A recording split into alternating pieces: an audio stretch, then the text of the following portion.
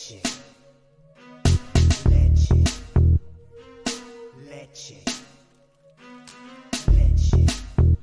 'em, Jimmy, where low shack at? The bottle's getting nippy up the crack and we stacking chips, all of it's what I want. Plus money winners, that's what I'm on.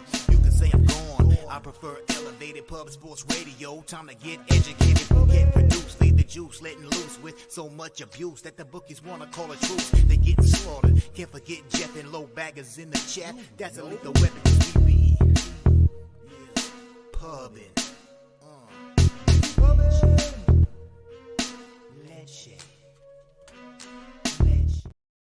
What up, cappers, gamblers, punters, hustlers, low baggers? Happy Friday, February 3rd to all of you. Thank you for watching Betting with the Bag right here on Pub Sports Radio. Quick note from Jose.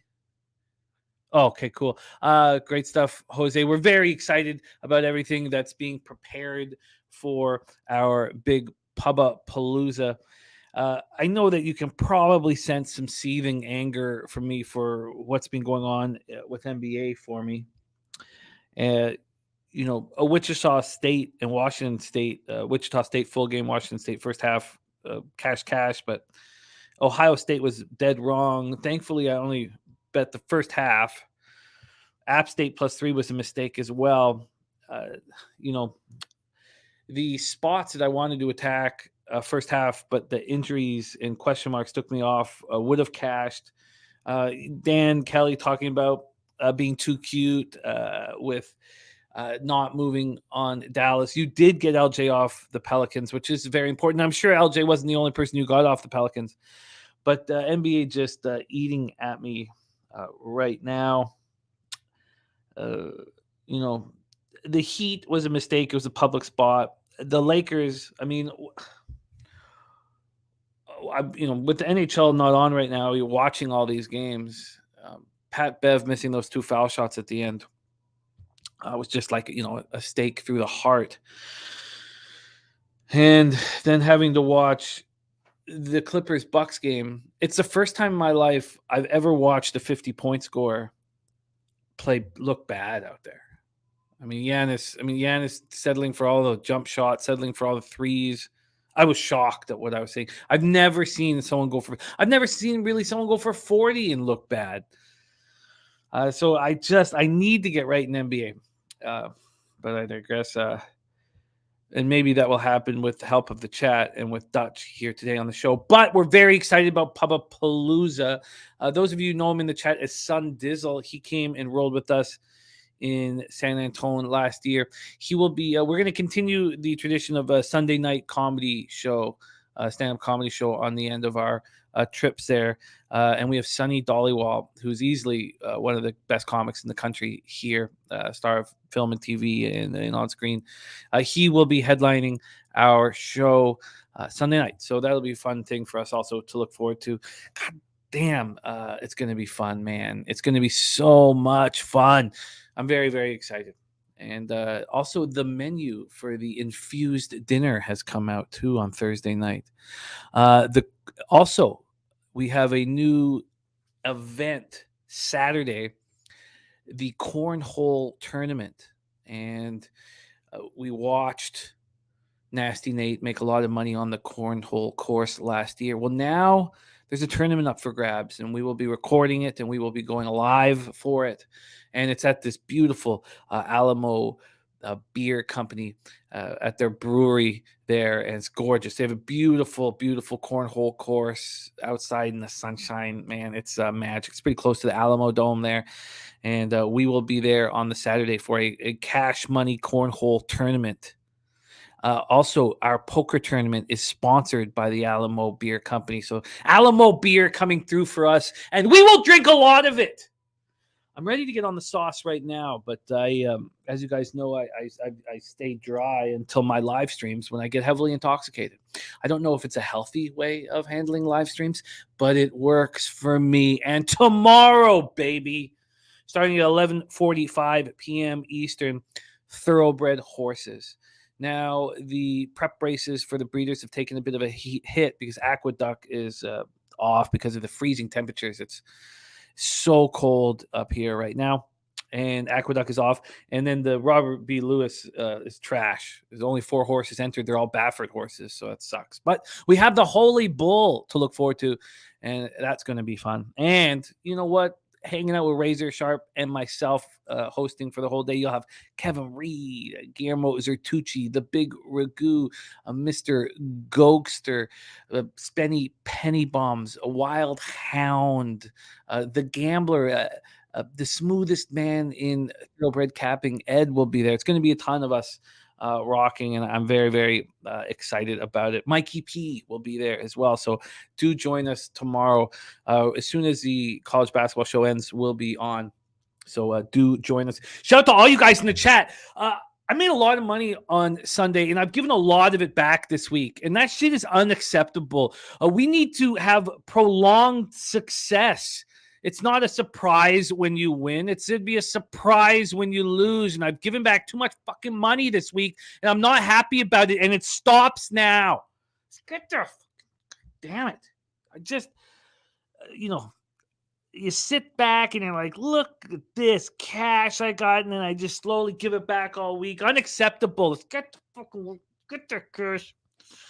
Shout out to all the cappers joining us. Dan Kelly in the house. We've got Vincent Ramirez ready to get to work. Brian Watson, Rob Garvey, Mike M, Real Deal Prime, Viper MB, Serious Business, Lucas Ryan, Justin McElvey ready to get to work. Real Deal Prime, Thieves by Law, Rants, Swiss Horton, Fred Lamarmont, Jay Peasy in the house. Mike M, Danny Lopez, North Ender.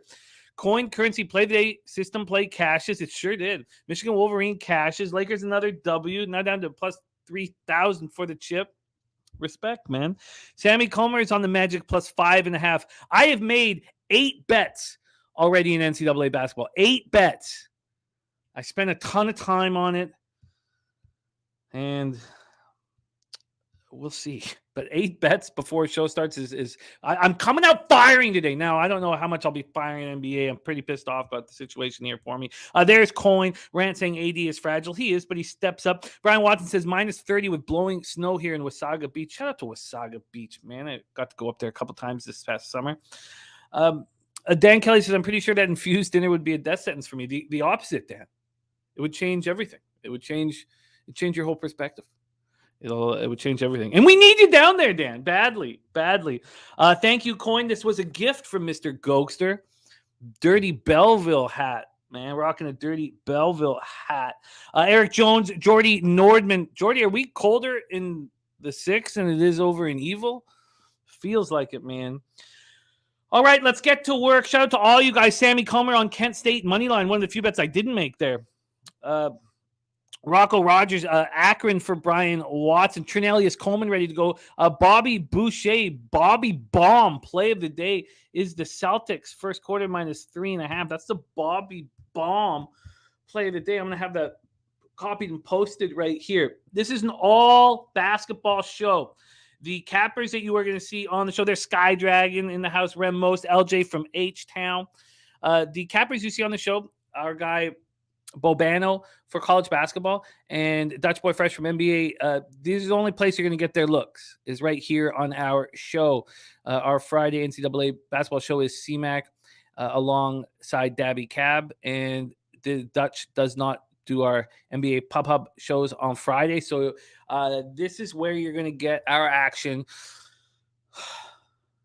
Let's make it a winning day. Let's get into the weekend feeling good about ourselves with fatter pockets. Let's bring on your next guest. Ooh-wee. Another huge Friday in NCAA basketball for Bobano. I know a lot of cappers don't like these Fridays, but God damn, are we making money on these Fridays? Bobano went 7-2 last Friday, plus 4.75 units.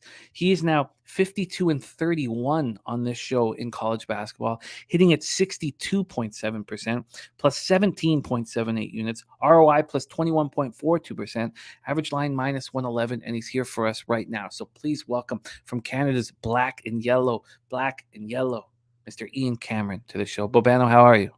It's very good, Jimmy. Those are great numbers. They're in line with my full season numbers. I post my full season numbers every single day on Twitter. Full season was at 21 units profit.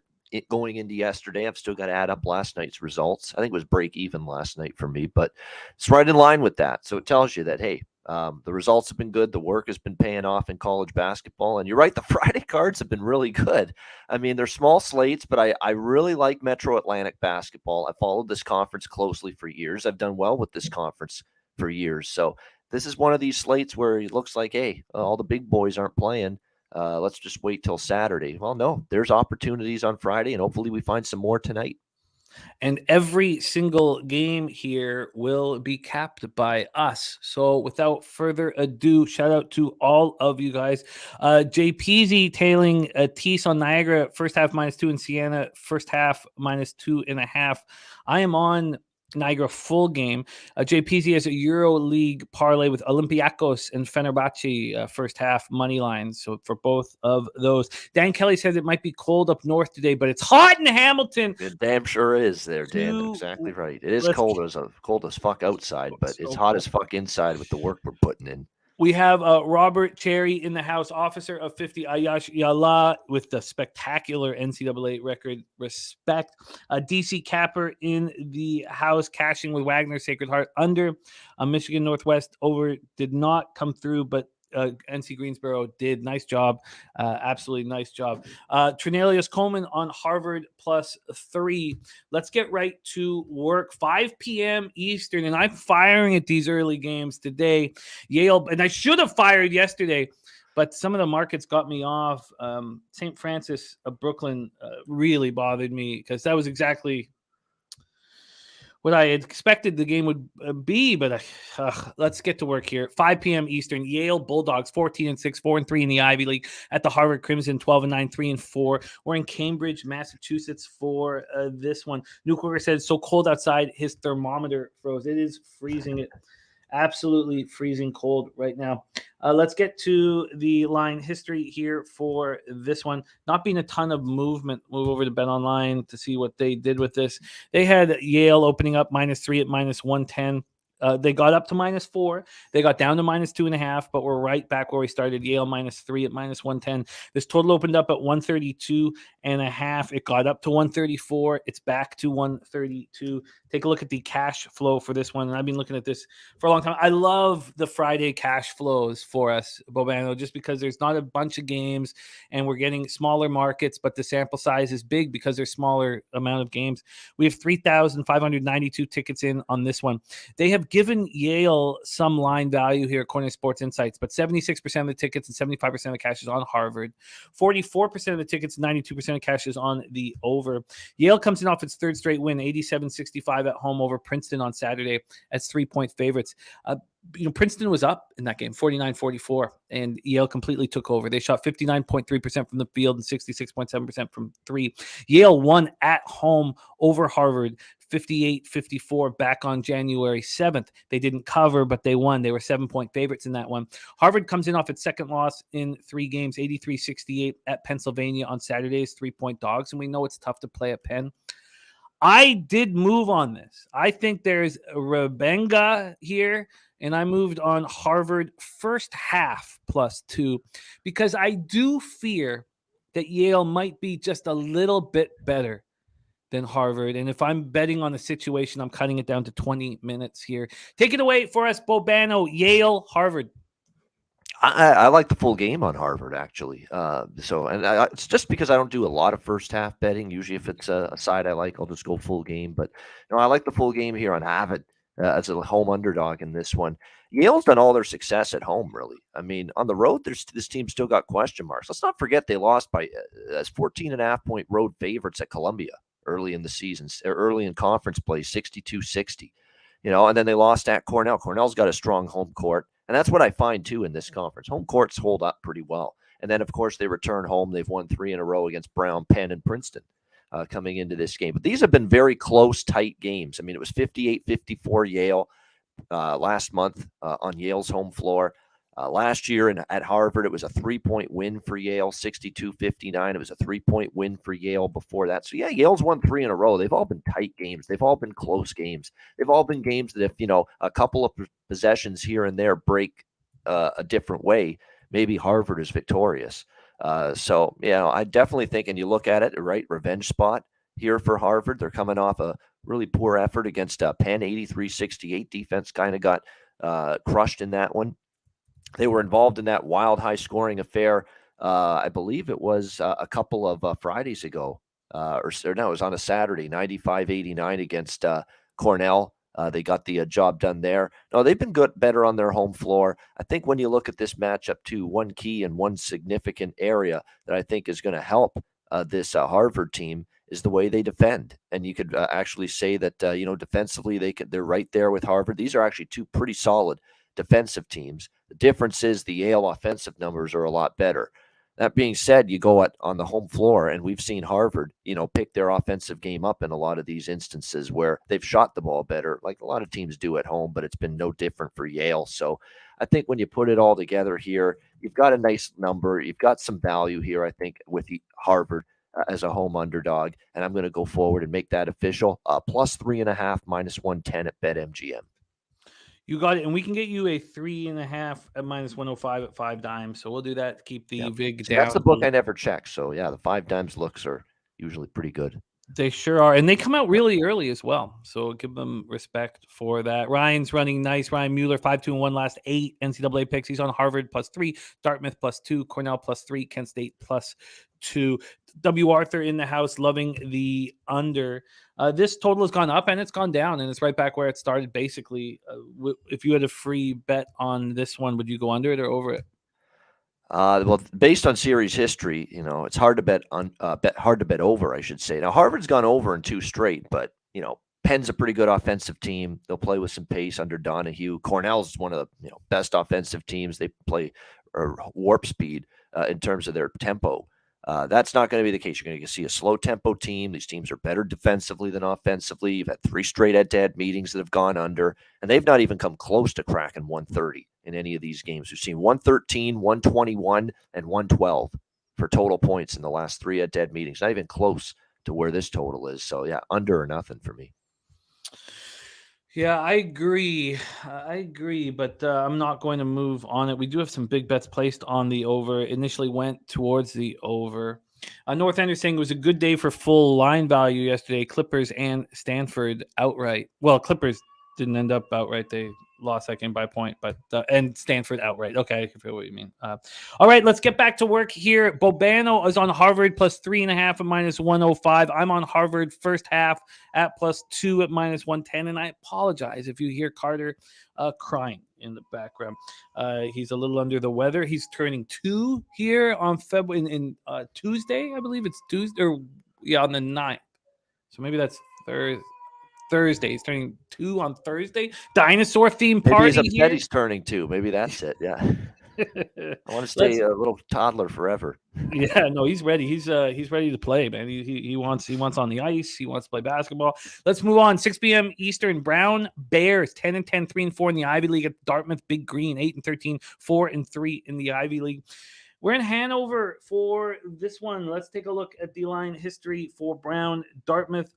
And this one opened up at Pinnacle with Brown 1-point favorites. They're now 2-point favorites at BetOnline. This opened up at 1, and they're now 3-point favorites. Ooh, I don't like that at all. So 14 minutes ago, it just moved from 2 to 3. This total's gone from 138.5 to 139.5. So I have not been moving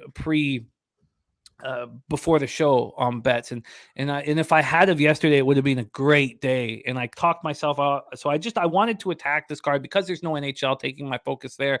I wanted just to really attack it. So I've moved on this. This is a reverse line movement. Now the public is on Brown, 58% of tickets, but just 36% of the cash. Then 38% of tickets and 91% of cash on the over. Brown comes in off its second loss in 3 games, 80-73 at Cornell on Saturday as 8-point dogs. They're 4-6 on the road. Dartmouth is playing its best basketball of the year. They come in off an 83-73 win at home over lowly Columbia as 8.5-point favorites, but that's their 3rd win in 4 games, and they shot 57.7% from the field. And it was Dame Edelucan who is dominating down low, 6'8", He's just 6'8", 220, but in the Ivy League, you're a big boy there. He went 14 of 18 with 10 boards. He had 3 blocks. They also lost at Brown 77-70 back on Saturday, January 7th. About the first 5 games that we're going to be talking about here, they all played on Saturday, January 7th. So these are rematches. The back half of the card, this is the first time they're meeting. Dartmouth 5-3 at home, and I moved on them on the money line, and I probably should have waited. Right now it's 2.5, and it's plus 120. I guess I should have waited. I'm not comfortable with this. Take it away for us, Bobano. Brown, Dartmouth. Yeah, this is an interesting one because I'm not really in a rush to step in front of Brown either. I know Dartmouth's playing some really good basketball at the moment. You're right. They've covered 4 in a row, 5-0-1 ATS, their last 6. Had a nice road win. Big underdogs against Yale, as I just mentioned. Beat Penn as home dogs. It's a very good win. Harvard, 9.5-point dogs. They won that game outright. Princeton on the road, they were 12-point dogs. They played some of the better teams in the conference, and they've either won or they've been right there at the end. 93-90, 83-73 win and cover against Columbia in their last game. Yeah, it's hard to step in front of Dartmouth, but you can say the same thing about Brown, especially on the road. Brown's had some good results. Brown almost beat Northwestern on the road, actually in non-conference play. Yale, 9-point dogs. They lost by 3. Cornell, they covered the number on the road. But now they're laying points on the road. Okay, that's a different story. They're laying 2.5 here in this game. But Dartmouth is definitely gone, in a situation where Dartmouth's really playing well. They've played better at the defensive end lately, but especially I've noticed offensively, they've taken off finally, and they've played a lot better. I'm just going to go look because Dartmouth we think of as a team that is not exactly a push-the-pace team. Brown is. But if you actually look in conference play, Dartmouth's pace numbers have gone up big time. 93rd in tempo in conference. Brown's 38th in tempo with conference games. So you're going to get a lot of pace here. Dartmouth's playing faster in conference play. Brown's played at a pretty fast pace all year. You look at offensive efficiency right now, both of these teams in terms of their offensive numbers, I'm just filtering out. The nice thing is I've got some sites that can filter out conference versus overall season stats. And their overall offensive efficiency for the season's like 274 and 312 in the country. While offensive efficiency in conference play, Dartmouth goes all the way up to 136 in offensive efficiency with their ranking and 155 in the country for Brown. So they've both been better offensive teams in the country. They're both playing faster in conference play. So that has me on an official play, but it ain't the side in this game. It's over. And that's what I'm going to look at here with Brown and Dartmouth over the total. You can get the best of that at currently 139.5. It looks like, 139.5 points bet. We're going to go over the total. Yeah, there's still a couple 139.5s out there. If you have one available or even a 140, you should probably move on the over. Yes, should move on. I think it's going up as we speak. And points bet, by the way, for 139.5. Pinnacle's moved it to 141. It's at 139.5 at Heritage as well, minus 108, and it's 139.5 at 5 times at minus 105. So we'll give you that 139.5 minus 105 available right now. Coin saying Westgate showing 139.5. Yes, they're one of the worst. They are the worst, actually, free throw shooting team in all of. There's 363 Division I college basketball teams. Brown has the worst free throw percentage of all of them, 363 at 59.6%. I mean, that's awful. Not even 60% as a team from the free throw. And to be honest, Dartmouth's not much better, 67.5, but that's still actually a decent amount better than Brown. That's another concern you have to have with laying points on the road. This is a different point spread rule for Brown. All the road covers have been as dogs. Now you got to lay points on the road, and you have a team that shoots worse than 60% from the free throw line. That's got to concern you a little bit if you're asking Brown to do something for you tonight. Brown Bears, Dartmouth, Big Green, Bobano on the over 139.5. I'm on Dartmouth, but I would caution anybody who wants Dartmouth. We're seeing the bigger bets coming on Dartmouth and the line moving towards Brown, which does concern me. And Lee Davis says if the total climbs some more, he'll get involved on the under. Want to go underneath it. So, but right now you can get it 139.5, and it's up to 141. I like though that you're going against a market move because you don't always like doing that. So I wouldn't do it if I wasn't attacking before the show started. Yes, okay, So, you locked in early. Okay, yeah, I probably wouldn't. But you know what? This is kind of a heat check and a good test. I mean, it's been a good season, so let's see if we can. Every day's a heat check. I'm like, oh, the line moved 3 points against me. Who the fuck cares? No, I hear you, and you know the confidence is inspiring. Let's move on to 6:30 p.m. Eastern Michigan Eagles 6 and 16, 3-6 in the MAC. We head over to the MAC for this one at Ball State Cardinals 15-7, 6-3 in the MAC. We're in Muncie for this one. Let's take a look at the line history here. We have beautiful. Okay, good. I was a little concerned the line wasn't moving in my direction after a while. But we've had a quite serious move towards Eastern Michigan in the last 20 minutes. So this opened at Pinnacle at 12. It's now at 10.5. And at Bet Online, this opened at 12.5, and it's now at 10.5. Now, I didn't beat this by that much. The total opened up at 153. It got all the way down to 150.5. It's sitting at 151. And I'll explain it in a second here a little more. 2,522 tickets in, and 59% of the tickets on Eastern Michigan, and 96% of the cash. Big bets are coming in on Eastern Michigan. The market's now moving towards them. 66% of the tickets and 89% of the cash is on the under, and the market's moving towards the under. And Dan Kelly says those Ivy Leaguers were the first guys to take advantage of sports betting stats and numbers back in the 70s and 80s. So those reverse line moves might mean a bit more. That's interesting. I did move on Eastern Michigan Eagles, and I got 11, and I gave it out on Raw Mike Richards this morning, radio show here in Toronto, and it was at 11.5 at that point, and that had made me a little nervous. So I'm very happy to see 10.5, and even maybe moving towards 10. Eastern Michigan coming off its second straight win, 90-79 at home over Ohio with 7.5 point dogs. Now, this is also a situation that I probably wouldn't generally attack, but I'm starting to think a little different at this point in the season. Now, they shot 57.7% from the field and 54.2% from three. It's easy to sit back and say, well, they're not going to do that again.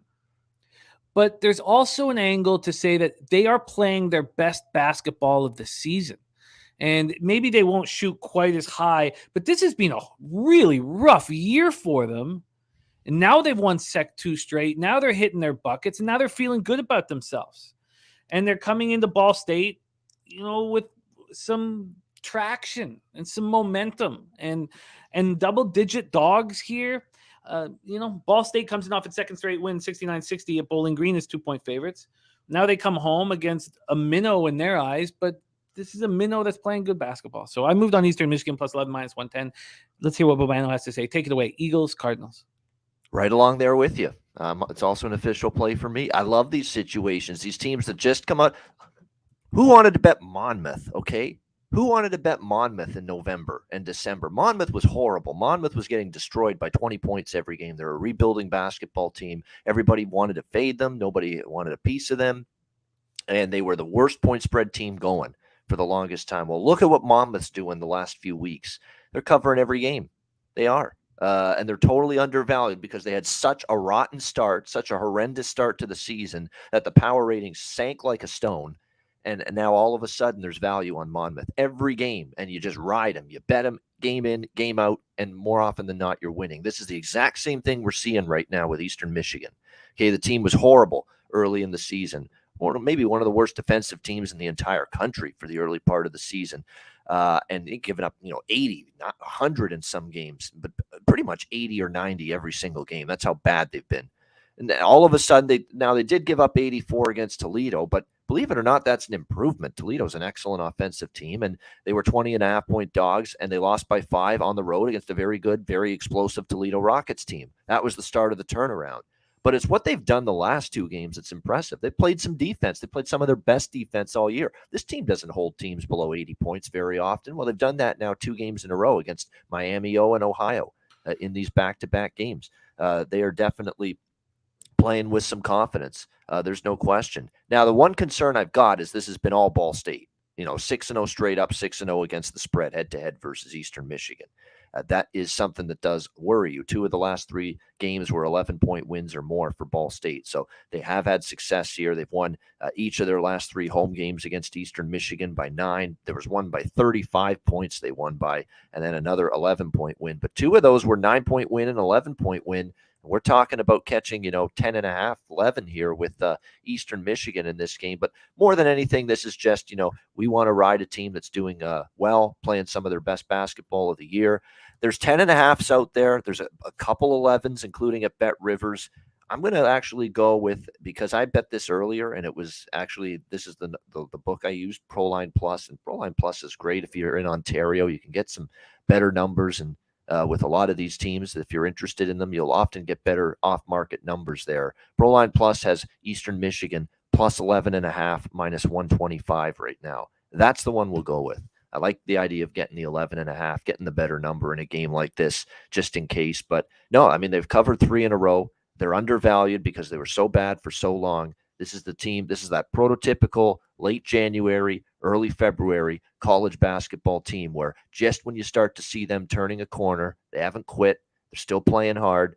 This is when you ride a team like this, just like with Monmouth.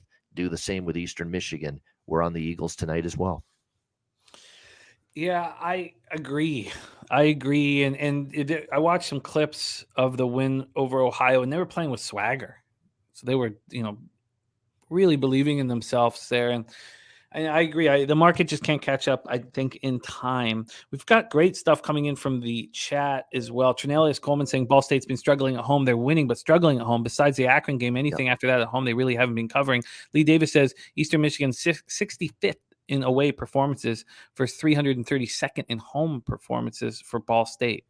So a great dichotomy there for us to attack. So we're on Eastern Michigan. We have Dave Rogers in the house. Picks from Dave says, what's Trinelius Coleman talking about with Monmouth? Monmouth won yesterday. Monmouth won. They were 9-point dogs. They won 70-62. I mean, I think he's trying to make it sound like Monmouth's terrible still. No, couldn't be further from the truth. Well, they're still not good. I shouldn't make it sound like they're good, but they're just, the power rating just dropped on Monmouth so much because of the first 2 months where they were god awful. And now all of a sudden they get into the Colonial Athletic Conference season, and look, they've covered 4 of the last 5 just out of nowhere. Like they were losing and failing to cover every single game, it seems like. And then January 19th to now, they've covered 4 of the last 5, and that's what can happen with bad teams at this time of year. Eastern Michigan, we're starting to see it with them now. Yeah, I agree. I'm all over it. So we are 3 games in, and we have just been informed that, I'm on Harvard first half +2. Bobano's on Harvard +3.5. But also our friend Matty Ice, taint play of the day, is also on Harvard. So we are all backing Harvard here. And big shout out to the taint play of the day. We are all on Harvard together here at 5 p.m. Eastern.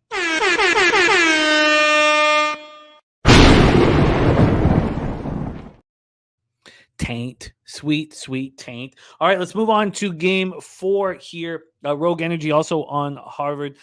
Cornell, Big Red, 15-5, 5-2 in the Ivy. Princeton Tigers, 14-6, 5-2 in the Ivy. Jadwin Gymnasium in Princeton, New Jersey.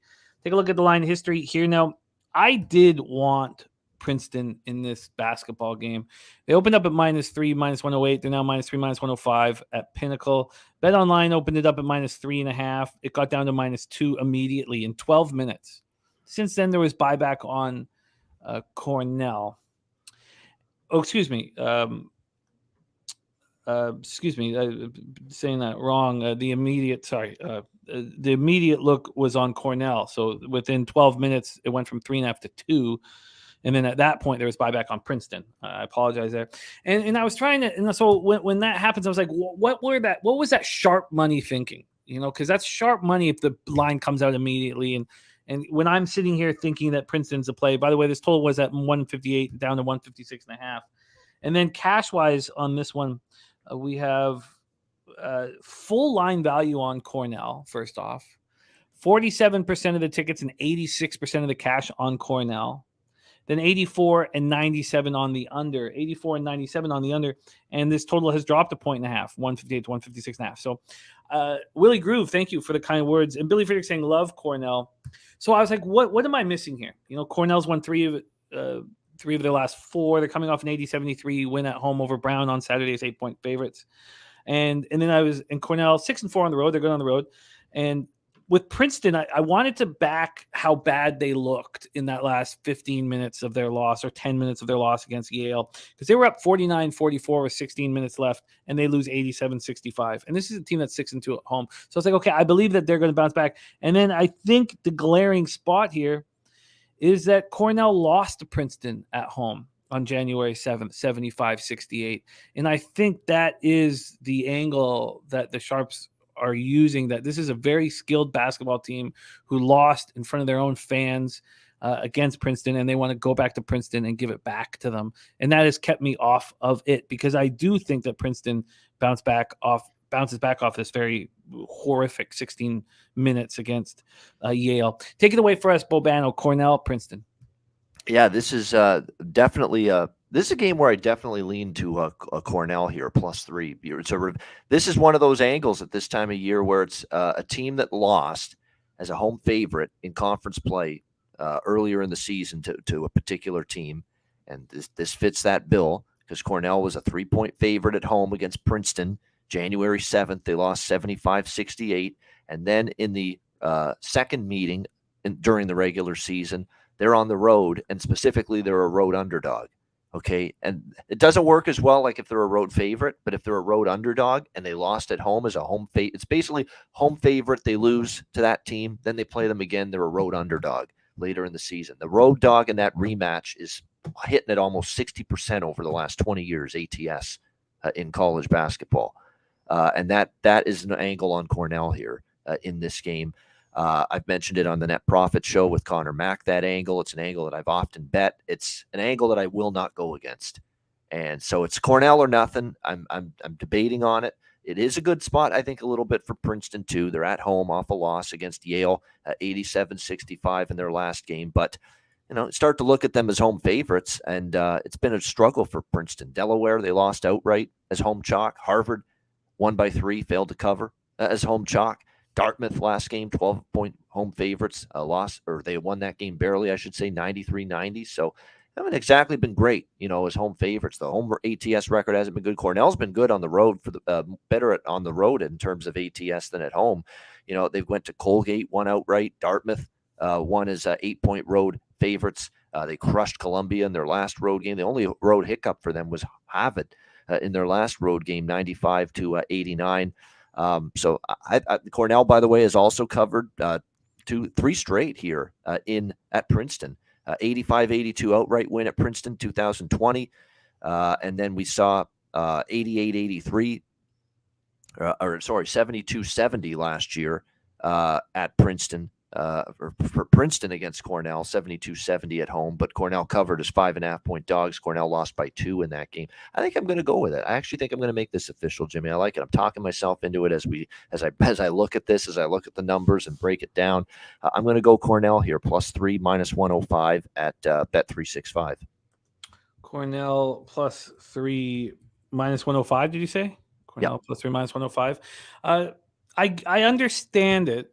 Lee Davis says Cornell with the money in line moving towards Princeton. I think it's sort of tricky at this point. I think we need to wait for more tickets to come in, because we saw initially a big move towards Cornell, and then there's been buyback. So I still think we need more information. Billy Friedrich says, any thoughts on the total in this one? Our guy Stimmy OG moved on the under at 157.5, and it's dropping. Coco Bongo says he took the under 157.5 as well. And look at that. Look at who we have here. Ron Crawford coming in with Harvard +3. So the corner of Bag, Bobano, Taint, and Spreadsheet Boulevard. Anyone on Pub Sports Radio on Yale in that game? I'm only on Harvard first half. Yeah. But look at that. Ron Crawford is a part of the Harvard party here. And shout out to our guy, Ron Crawford.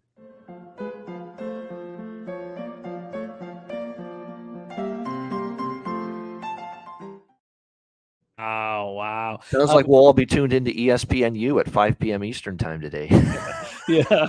Dan Kelly says, I think I got to fade that too much. Look, that's a lot of us. That's a lot of us on Harvard, but I just need him for 20. And Tone says, levels play today, Yale. There it is, Yale. So there we go. That makes me Tone, feel good. Actually, I'm feeling better now about Harvard after seeing someone on Yale. Tone, confident in Yale. I love it, Tone, my guy. Okay, so let's go back to this total here quickly. Opened up at 157.5. We see it dropping to 156.5, 156. We've got a couple of our cappers on the under, Coco Bongo and Stimmy OG. What do you think about this spot here, total-wise? Cornell, Princeton? I don't bet Cornell under. They are over or past for me. They're just so fast. They're so great offensively. They're number one in the Ivy League in efficiency, number one in tempo. But Princeton's not going to want to play that way. Obviously, Princeton will want to slow things down. Princeton is number 7 in tempo out of 8 teams, by the way, in the Ivy League. They're 7th in tempo in conference play, but they're very efficient. Offensively, they're 3rd in terms of offensive efficiency in Ivy League play. I think if you look at the offensive matchup as well, I think one thing that's going to be pretty beneficial here for Cornell. It's why I think Cornell's live to win this game too. Is Princeton's excellent shooting the 3 ball, and Princeton is the number 1 3-point defense in the conference. So Cornell's been very good defending the 3, and that's a main source of the offense for Princeton. So I think in this matchup, it benefits Cornell and might also help this game stay under. So again, Cornell is it's over or nothing for me. They're just a very, very fast-paced team, excellent offensive team. But Princeton's not going to want to play that way. And series history, we've had 6 of the last 8 have gone under. You saw the meeting earlier this year, 75-68. That also went under the total. The only game that went over was last year at Cornell. It was 88-83. I think all the games in Princeton, 72-70, 77-73. So you saw a 142 and a 150. So neither game at Princeton the last 2 meetings on this floor came close to this number. So I lean over, but I ain't betting it. Yeah, and it is dropping right now. Again, back to the cash for that one. We had, of course, Cornell with the full line value, but 84% of tickets and 97% of cash on the under, and it's dropped a point to a point and a half. So let's move on. We have Bobano moving on Cornell +3 at -105. One of us has moved, or both of us have moved on every game thus far. That's the first one that I haven't moved on myself, but I haven't moved on this one. 7 p.m. Eastern, Columbia Lions 6-16, 1-6 in the Ivy at the Pennsylvania Quakers 11-11, 3-4 in the Ivy. This is a tough place to play. The Pastra in Philly. It's a tough place to play. Let's take a look at the line history here. I had it up. My bad. I had it up and I dropped it. Here we go. This opened up with Pennsylvania -14.5. They're now at 14. They got as low as 13.5. So 14.5 to 13.5 over at Pinnacle. Let's see what it was over at Bet Online. Opened up -15 and got down to 13.5 within 12 minutes. So the first 12 minutes, clear action on Columbia. And since then, buyback on Pennsylvania. We have the total opening up at 145 at Bet Online. That's exactly where it is now. That came out yesterday at 10 to 2 in the afternoon. So no movement there. Let's take a look at the cash flow here for this one, Columbia Penn. We have line value, 50% line value on Columbia. And they're a tough team to back, and it doesn't matter that the Insights has given them line value. 1,401 tickets in, 66% of tickets and 85% of the cash is on Pennsylvania. I've tried to find the right spot to back Columbia, and I've only tried it once this year, and it didn't work. And I guess that I have a vividness bias of it not working. They come off their 6th straight loss on Saturday, 83-73 at Dartmouth. 8.5-point dogs. They missed the cover by 1.5. And it was a similar situation for me. I just don't trust them when push comes to shove. Now, they played Penn at home back on January 7th and got absolutely annihilated, 84-55. But do you trust this basketball team to fight back? I mean, sure, if I had a free play, because of how badly they lost at home to Penn, maybe you back them. Columbia is 1-9 on the road. Pennsylvania has bounced back from that surprising 3 loss string that they had, Dartmouth, Princeton, and Yale, by winning at Hartford 76-52.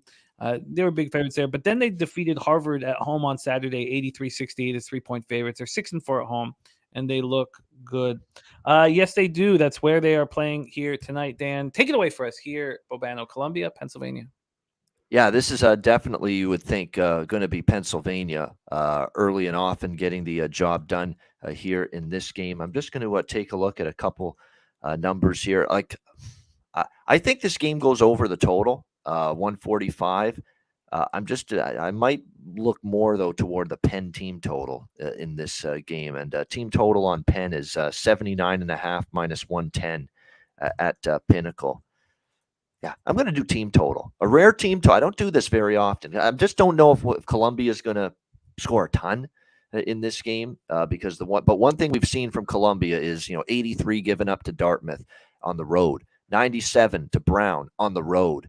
In their last two road games, they gave up 102 in a home loss to Cornell before that, and this is going to be their third straight Ivy League Conference road game as well, and that doesn't happen a lot. But 3 straight road games now for this Columbia squad. So that's not going to make things easier either. Against a Harvard team that, doesn't play fast, is pretty decent defensively at home. Penn in their last game, they scored 83. It was very, very impressive. So 14.5 is a lot of points. They could cover that number. But I'm just going to focus on the one thing that I'm pretty confident in this game. Penn will score, and will score in bunches against this hapless Columbia defense, which has been they haven't gotten any stops at that end of the floor, 3 consecutive games, third straight road game. That isn't going to correct any of these issues when you're going on the road for a third straight game. So for me, that's the best way to approach it. We'll go with the Penn Quakers here, team total over 79.5 minus 110. Yeah, over 79.5 minus 110. We got it for you. Von Polo liking the over in this spot. Picks from Dave says Columbia finally deciding to score now in conference, says overtime. Billy Friedrich says Penn or nothing. Billy Friedrich, Penn first half may be the look if you need to bet this. You know what? I'm doubling up. I'm going to go full game over as well. Yeah, I'm just looking at it. Columbia has picked it up offensively. That's mid-70s and 80s in 3 straight games. So let's go with 2 plays here. We'll also go over 145 minus 110 DraftKings as well. Over 145 at minus 110 at DraftKings. Dave saying the Ivy League hates to play defense. Historically, dead nuts overs, especially in conference. We should get some good numbers next few games. The out-of-conference play hasn't been as high scoring in Quinnipiac, saying facts, Dave. So there you have it. Pennsylvania team total over 79.5 and the over 145. We have no information on the total here. None at this point. No ticket, no cash. We have it for everything else. There is only 1,401 tickets in on this, but we've seen the line not move at all, which is fascinating here. So let's keep rolling. Dan Kelly talking about the Pallister and saying he saw a couple games at the Forum, Canadian games at the Forum. That's a building that should not have been torn down. The actual building itself is still there.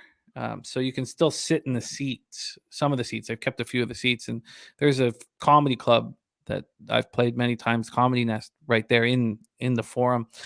And so it's still a pretty funky place. And I got to, I would sit in the seats after the game and close my eyes and imagine what it was like with, Cornway and Lafleur and, Bellevaux and Rocco Richard and Garvey and Gainey, God, you can just Robinson, get Big Red out there. I mean, it's what a storied history in that building. Yep. Yeah, so it's still there. Yeah, storied in terms of history and lore. Franchises in any sport around the world is Montreal. There's no question. You can't debate it. They're right up there with anything, with Man United in soccer or New York Yankees in baseball. You go on down the list. That's where they're at just in terms of the history and the lore and the just everything, the success from years and decades and even centuries ago in some cases. Yeah, it's a thing of beauty. The disaster that we have in Toronto with the now the Rogers Center, which was the Sky Dome, they put $200 million in renovations, and I've seen a bunch of pictures, and it is going to add to some of our fan experience because at this point it's just horrific. Like, it's so bad unless you get really good tickets. But it's not like these other stadiums. Like, you go down to Comerica and you can, spend $35 and be, 20 rows up on the third baseline and be in heaven. It's just such a beautiful, beautiful, but you can even spend $10. This had to happen with Rogers Center, though. I mean, it was a disgrace the last few years. 10% of what it would have cost to rebuild. Yeah, I don't think so. No, for me, I'd rather put $2 billion. They had to do this if you're not just going to, go to a brand new stadium and build a brand new stadium. That's what I'm like. If you're hell bent on keeping the team in this facility, Rogers Center, you had to renovate, you had to upgrade, you had to spruce this thing up. It was a wretched thing to look at, especially if you're inside the last few years. Oh, horrible! It's hard to believe that you would have this building built and everybody freaking out over it for a year and a half, and then Camden opens up, and you're like, "What a horrific mistake we have made." It just took one building to open up, and you're like, "My goodness, look at how gorgeous this baseball stadium is." But let's get back to college basketball. Bobano on Penn, team total over 79.5 and the over 145. Speaking of baseball, we got baseball preview shows coming up here on the channel, so make sure you get ready for that. We do. Sharpie is hosting. Bobano and I will be doing the American League, and I look very much forward to that. All right. And Sky Dragon says Rogers Center dump. It literally, I haven't been a Trop, and I imagine that maybe the Trop is worse. Maybe. I don't know. It's hard to imagine anything could be worse than the Sky Dome. It's absolutely horrible. All right, let's move on. We get back to the Metro Atlantic. There's been a big move here just with the cash. So, and I feel good. I feel good about it because I moved on St. Peter's at +7 last night around midnight or so. And it moved to 6.5. But the big bets and the sharp money was on the other side. And I was like, oh, no, that just adds a level of trickiness. But that's changed. So now the big bets are coming in on St. Peter's Peacocks, and that's gone down to 5.5. And Dan Kelly says, I've been to Rogers Center and the Trop. He says Trop is by far the worst. I would believe that. But, man. You don't have to convince me about that. Yeah, no, we watch it on TV. But let's get to work here. Alumni Gymnasium in Lawrenceville, New Jersey. St. Peter's Peacocks 9-12, 4-8 in the Metro Atlantic against Rider Bronx 11-9, 8-3 in the Metro Atlantic. And we have it moving down to 5.5 at most books. And this, if I have a good day here today, I think it's going to give me a lot more confidence to fire, before, because sample size is in and we've had a good year. This opened up at 7 at Pinnacle. It's down to 5.5 at Bet Online. This opened up at 7 and it's also down to 5.5. Totals wise, it opened up at 126. It got up to 127.5 and down to 125.5. It's now at 125. So we've had it go, up and down here. Cash wise, we have 2012 tickets in. 56% of the tickets and 67% of the cash is on St. Peter's. 86% of the tickets and 97% of the cash is on the under. St. Peter's comes off its second win in 3 games, 73-62 at Mount St. Mary's on Saturday as 1.5-point dog. So for me, and I'm going to be keeping a very close eye on this because I haven't been doing this year, but this is a similar situation for me with Eastern Michigan. They're playing their best basketball of the year. They just shot 52.3% from the field and 56.3% from 3. But this is a bad basketball team. And they're starting to play well. And why would I not think that they can continue that? In their last 7 games, they've been within 7 points of their opposition in all of them. So I'm not going to be afraid of how well they shot the ball last game. And I'm such a close eye on these two games with Eastern Michigan and here with St. Peter's, because it's generally not a spot that I would be doing. But I think that as Bobano was talking about how there is a change that's happening now beginning of February, the coach has had these kids for a long time and there's some momentum being built in conference. Ryder comes in and Bobano's talked at length about the massive changes the Peacocks went through in the offseason. So it took a few months for them to start playing better ball. Right. Ryder comes in off its 5th straight win, 78-69 in overtime at Fairfield as 2.5-point dogs. Look, Ryder's playing well. Do they care that St. Peter's is coming to town? No. And so I like it here. Take it away for us, please. St. Peter's, Ryder. Yeah, I'm on the Peacocks here. I'm going to go with St. Peter's +6. -122 at Pinnacle. We'll go with that for this play. It's 5.5 at most spots. I found the 6 at Pinnacle -122 though, which is reasonable juice. It's not terrible. I'd like being able to get that because I want to get something that's closer to what I got. I got 6.5 on this game, and it's down to 5.5. So I figured let's bump it up to 6 minus 122 at Pinnacle. So St. Peter's for me. You're right; they're playing their best basketball. And look, they lost a lot from last year. The coach goes. A lot of the key players in that magical tournament run disappear as well, including Doug Eddert, who took everybody's stole the show during that run. But no, this team is playing better basketball. Their defense is back to being that tough, physical, nails on a chalkboard to try to execute in the half court against this St. Peter's team. They've gotten a lot better at that end of the floor. Make no mistake about it. And don't look now, but all of a sudden, you're starting to see their offensive game pick up a little bit, which has been good to see of late for this St. Peter's squad. And it's definitely led by Isaiah Dasher. He's been very good for the St. Peter's Peacocks, consistently getting double figures for them. And he has really led the way, been the straw that stirs the drink here lately for St. Peter's. Ryder, on the other hand, and I've talked about how the Metro Atlantic is not a conference you really want to lay points at home with home favorites very often. I think Ryder might be the poster child for that because their home record has been dreadful as home favorites and just at home in general. Pick them at home against Quinnipiac, they lose. 4.5-point home favorites against Niagara, they win by 3. 8-point favorites against Manhattan at home, they win by 2. This is not a team you want to lay points with. And they're coming off 2 road games in a row and an overtime road game against Fairfield over the weekend. So coming back home, laying points, it's a team that has a difficult time winning by margin against a St. Peter's team. You mentioned it, playing some of their best basketball of the year. Yep, pretty easy. And by the way, St. Peter's at Ryder, it's been St. Peter's cover after St. Peter's cover after St. Peter's cover every time they've made the trip to New Jersey here to take on a Ryder. So, yeah, St. Peter's +6 for me. You got it, St. Peter's +6, and you said that was at minus 122? Yep, at Pinnacle. Okay. Yep. You got it locked in. So we are both on St. Peter's here. Let's keep rolling. Next up for us, Fairfield Stags. We stay in the Metro Atlantic. The Stags 10-11, 6-5 in conference. At the Quinnipiac Bobcats 16-6, 7-4 in conference. M&T Bank Arena in Hamden, Connecticut. Let's take a look at the line history here for this one. Pull it up right here. And I've moved on this game as well. And this had been, now it's coming back, but this had been a spot where the market was going away from me. I moved last night, again around midnight, on Fairfield +5. It was 5.5 this morning when I was on the radio at 7 in the morning. But it's moved back to 5 at all the books. So I really do like seeing that. This total opened up at 134. It's now at 134.5.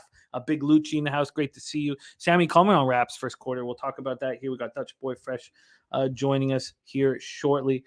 So let's take a look at the cash flow for Fairfield Quinnipiac. 2,139 tickets in. And this is great. I really like these numbers if the line's moving back towards Fairfield because 83% of the tickets and 79% of the cash is on Quinnipiac. And, of course, I wasn't privy to that knowledge, midnight when I locked in. So I like seeing that. 80% of the tickets and 77% of the cash is on the under. There's Deacon Mike in the house. Deacon, big day of horses tomorrow, my guy. Big day of horses. Von Polo says, I love this one, Jimmy. North Ender leaning towards Fairfield. Billy Friedrich says Fairfield 6-3 against the spread on the road this season. Quinnipiac 2-5-1 at home.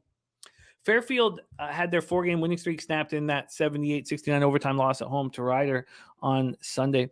That's a spot I love backing college teams, teams that have momentum and they lose. This time they lost in overtime. I do believe they can bounce back. Quinnipiac's won 7 of 8. I mean, this team is locked and loaded and winning. They won 72-66 at home to lowly Marist on Tuesday as 10.5-point favorites. So they shot 50.9% from field and 50.5% from 3. So basically, what it is here is you have a rest advantage and you have a number that I like. You have 83% of the tickets on the other side, but the market moving back towards me.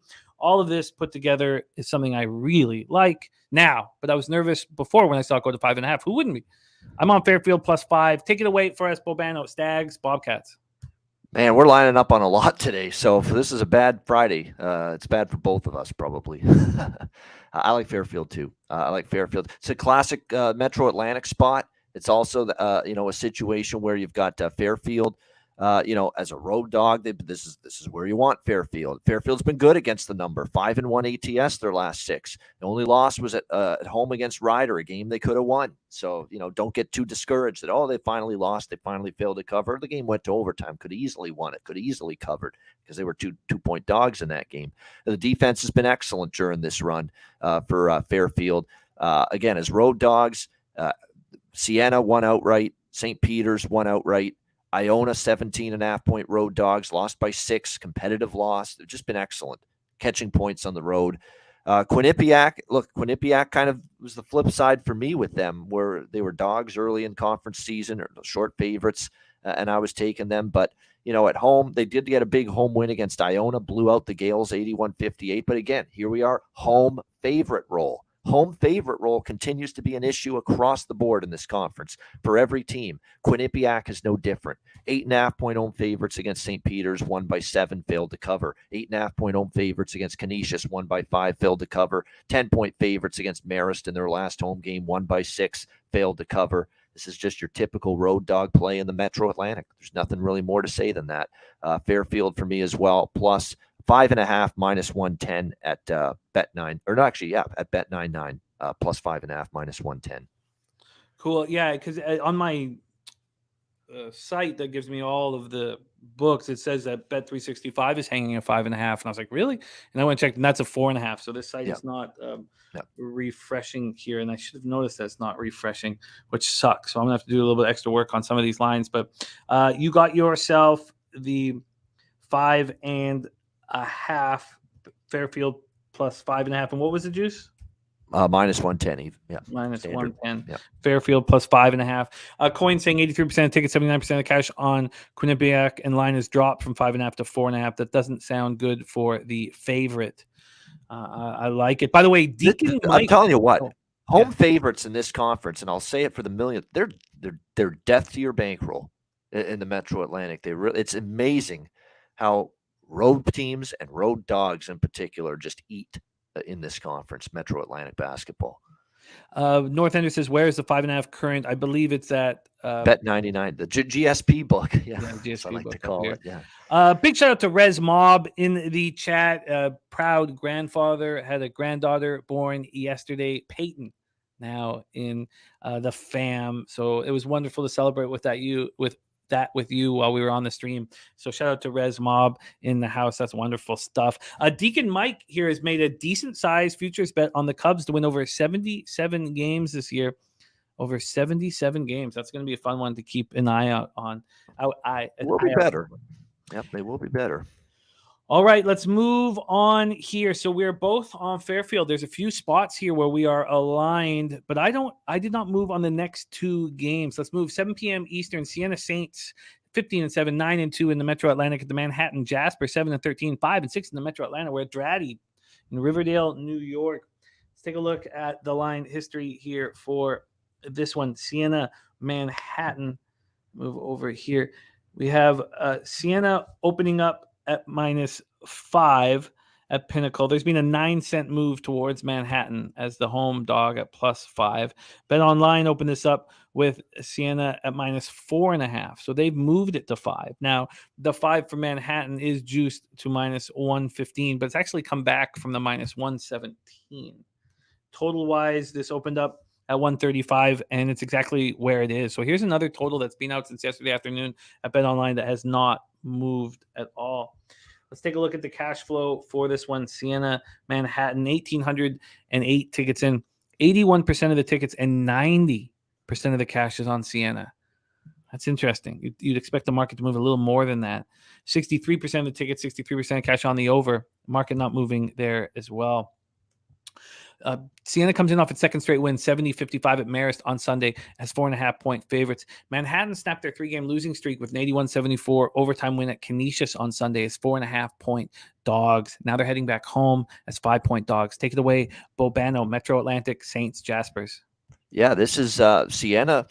Siena's really good. And now, of course, they've won 2 in a row going into this game against Manhattan. It is worth noting, though, McCollum, I think we've talked about him every single game recently for Siena, that we've talked about this team, that he's questionable every single game. He's missed the last 2 games with a back injury, and yet they beat Iona without him. I think that was what was most impressive about last Friday when they beat the shit out of Iona 70-53, is that they won that game without McCollum. It was even more impressive. They got Michael Bayer and Andrew Plotek stepping up for them. Jackson Stormo, all stepping up for almost 20 points in that game. And then to also have McCollum out, get that big win against Iona, follow it up at Marist, which easily could have been a flat spot. Easily could have been a flat spot for Siena. And they ended up still getting the job done, 70-55 in that game. I can't say enough how impressed I am by what Siena did last weekend. Like, we know they're one of the best teams in this conference, no question about that. Because and Siena, look, it's tough to go against them, but McCollum, probably going to miss again. And by the way, they also have a couple of other. Apparently, there's someone battling COVID. Stormo apparently is questionable for this game as well for Siena. So there's some things going around: injuries, flu, maybe COVID. But there's definitely some issues going on with this team personnel-wise that does concern me. And don't look now, Manhattan starting to play better. 4-5 covers in their last 6 games, 5-1 ATS their last 6 games. The only losses were an overtime loss at home to Iona by 8. Very unfortunate, because they could have won that game. I think they led most of that game. And then a 2-point road loss at Ryder, a 6-point road loss at Niagara in their last game. Now they return home to face Siena here. It was Manhattan, beating Siena last year on this home floor, 75-68. Manhattan's been kind of tough on Siena. Manhattan has covered 3 of the last 4 meetings here between these 2 teams. So, look, we'll have to see what the status is. But you know what? I think I actually am going to make Manhattan an official play here, +5. I'm going to go forward with that. There's a lot of personnel issues here for Siena, and maybe they're so good and they've just been so consistent. They've not had a bad game. Even without McCollum, they have not had a bad game. I still wonder if that's something that can keep up indefinitely. That remains to be seen, in my opinion. But I'm going to lock in Manhattan here, Jimmy. Official play, +5.5, -110 at PointsBet. You got it. Nunya on Manhattan money line as well. Billy Friedrich liking the under in this one. So we will keep rolling. Nunya, by the way, has a teaser here. Siena Manhattan under 136.5. Harvard +5. Fairfield +6.5. So 1.5 point looks, and it's a +404 for him. Billy Friedrich says both these teams have been scoring low past 5 games. I'm off of this one. Let's move on to the next one, and I'm off of it as well. Mount St. Mary's Mountaineers 7-15, 3-8 in the Metro Atlantic. At Iona Gales 14-7 and 7-3 in conference. Heinz Athletic Center in New Rochelle, New York. Let's take a look at the line history here. We have Mount St. Mary's opening up at -15.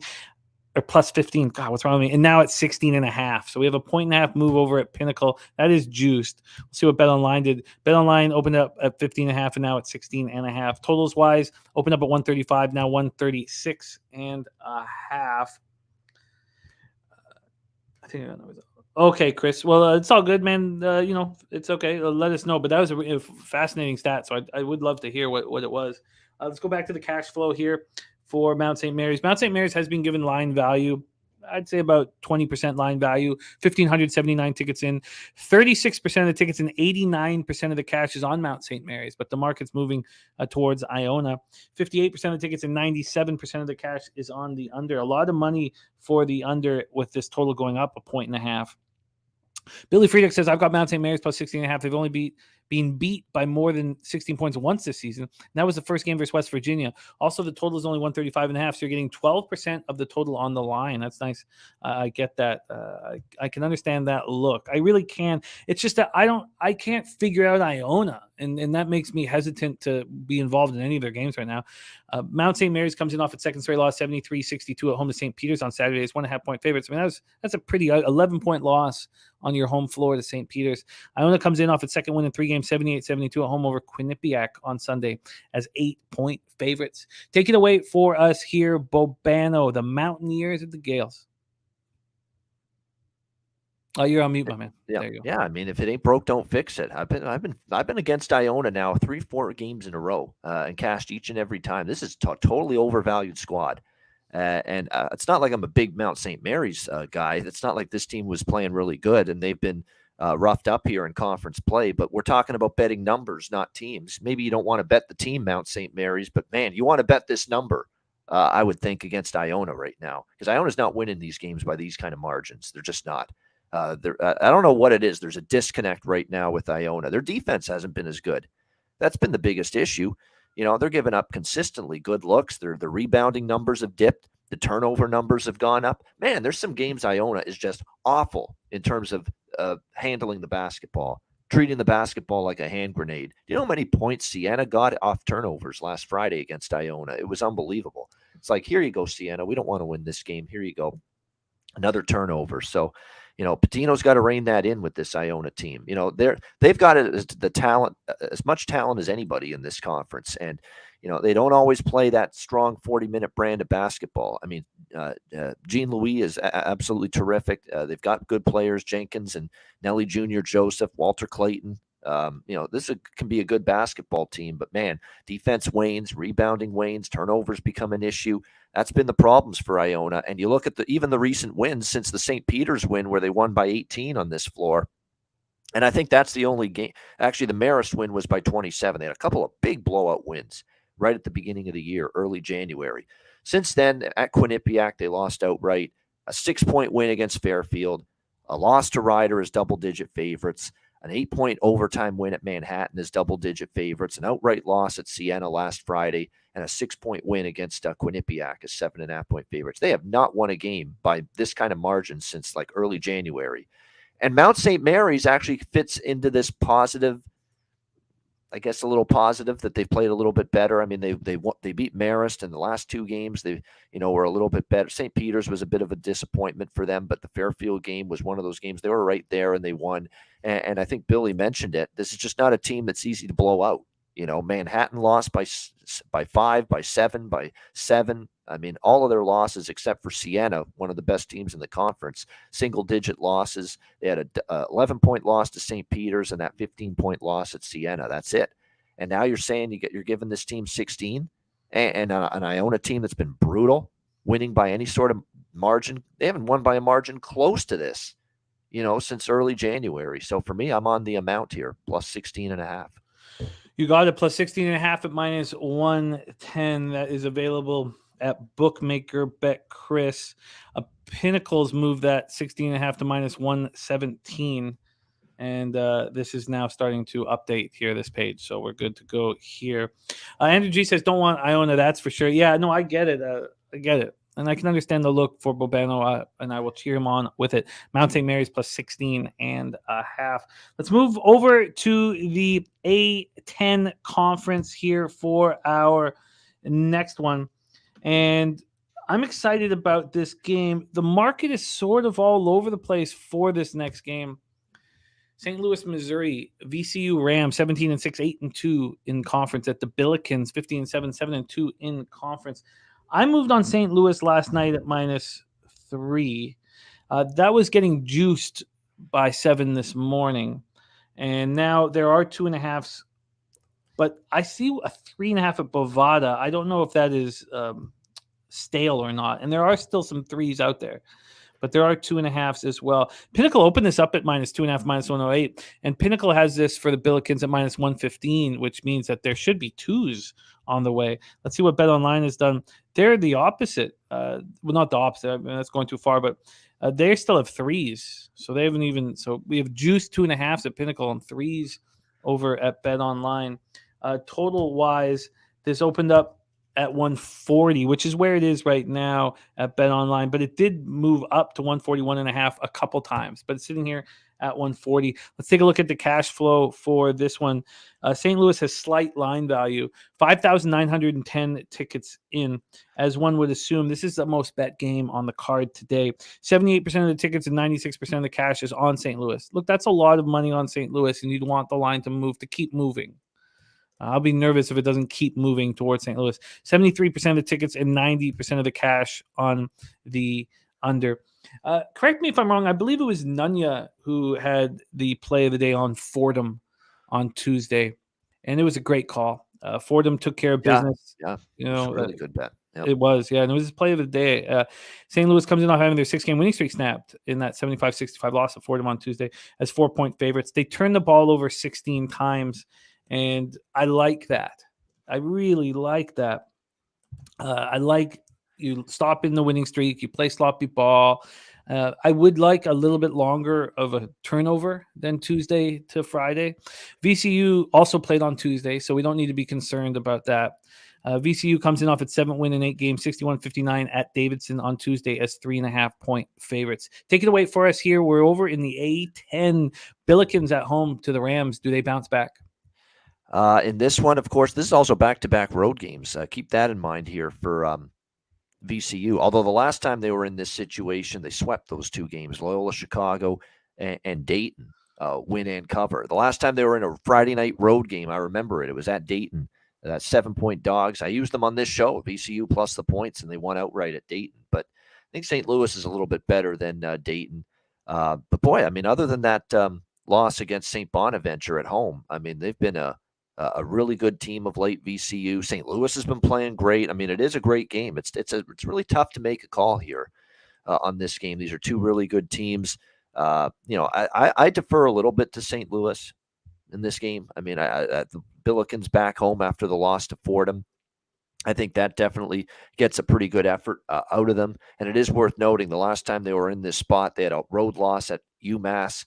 Maybe looking ahead, although St. Bonaventure's not the same team, nowhere close this year, but the next game was just a few days later, home against the Bonnies, and they rolled past St. Bonaventure 78-55. So VCU does turn it over a lot, but St. Louis doesn't force a ton of them. So, it's kind of a wash there a little bit, if you ask me. I think what the difference could be here in this game is you look at some of these road numbers for VCU. The offense doesn't perform as well away from home. If you look at the defensive numbers, they steadily climb. And the field goal percentage allowed goes from 41 to 45 and 3-point percentage from 33 to 37. So we have seen a little bit more of a weaker, defensive effort here from VCU here again on the road. Meanwhile, you look at St. Louis, they've obviously see their numbers go up at home. This is one of those games where we've seen enough variance in home versus road performance from the Rams this year that St. Louis might be able to take advantage of that. So I don't know if I'll make this official. I'm probably going to think about this a little bit longer. When we do the recap at the end of the segment, then I'll confirm if I'm going to move on this. But I do lean a little bit to the Billikens here, 2.5, 3 at home as favorites. Yeah, I'm nervous seeing cappers in the chat liking VCU. Quinnipiac on VCU and Nunya, who made the great call on Fordham, he likes VCU money line. There's our guy Dommy Gun Ricci in the house. Great to see you, Dommy. Big week at the casino for Dommy Gun Ricci. Now back home. But look at this coin currency play of the day is St. Louis money line. Dommy Gun says that was a nice Fordham win the other day. I was all over that. My friend Khalid Moore had a game. And I like seeing coin backing the Billikens, but I do certainly notice that he's not using the points at all. He just wants them to win the game outright. We can't expect a very close game. Billy Friedrich saying coin running hot. He certainly is. Let's copy and paste the coin currency play of the day here so I can discuss it. I'm on St. Louis -3 and -110. And I'm certainly nervous seeing the 2.5s on the board. When it was 3.5, I was like, I'm right. I think I'm in big trouble here, to be honest with you. I mean, there's 90% of the 96% of the cash, and they're moving it to 2.5, and Pinnacle's the one that's doing it. And that's the last thing you want to see That's the sharp book. Yeah, I know what you mean. If you're into that line analysis stuff like you are, and you're heavy into that, you're always concerned when Pinnacle's moving against you. Yes. I wonder, is this a spot where I can buy off of it? I don't know if I'm certainly not going to do that right when the show ends, but I don't like it. I mean, how could that be? That obviously there's sharp action coming in on the other side. 22% of the tickets and 4% of the cash is on VCU, and the coin saying Circle and Westgate showing St. Louis -2.5. This is essentially for first place in the conference at the moment, to be top spot in the regular season standings in the A10. It's a huge game. It's probably the game of the night, honestly, this one. Oh, definitely. I think it's game of the night for sure. This makes me very nervous. Very nervous. I might need to buy off of it.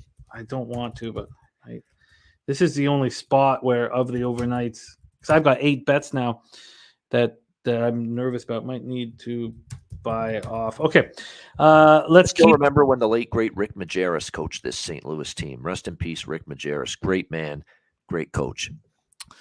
Yeah, he sure was. They've had some storied times at times, St. Louis, but this would be nice to see them get into the dance this year. All right, let's move on. Next up for us, Canisius Golden Griffins. We head back to the Metro Atlantic, 5-15, 3-8 in conference. The Niagara Purple Eagles, 11-9, 6-5 in conference. Gallagher Center in Niagara Falls, New York.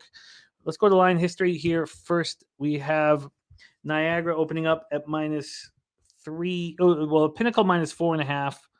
And that's where they are. But there's been an 8-cent move to Canisius. And then over at Bet Online, this opened up Niagara -3.5, and it quickly got to 4.5. It got to 4.5 within 3 hours and 16 minutes.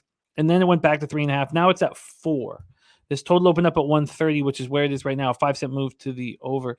Billy Friedrich says Niagara seems too easy here. Something fishy about this line, in his opinion. Yeah, I fell for it. I'm on Niagara. I got Niagara -4 here. We have almost 75% line value. So on the board, the second highest line value, Cornell being the highest, is on Canisius. 1,630 tickets in, 36% of the tickets, but just 10% of the cash is on Canisius. 56% of the tickets, 91% cash on the under. We haven't seen anything move there. So Canisius comes in off its third straight loss, 81-74 in overtime at home over Manhattan on Sunday. It's 4.5-point favorites. Now they get on the road. Niagara comes in off its second straight win, 68-62 at home over Manhattan on Fridays, 5.5-point favorites. So for me here, I see a Niagara Purple Eagle squad shooting the ball well. They shot 56.8% from the field, 46.7% from three.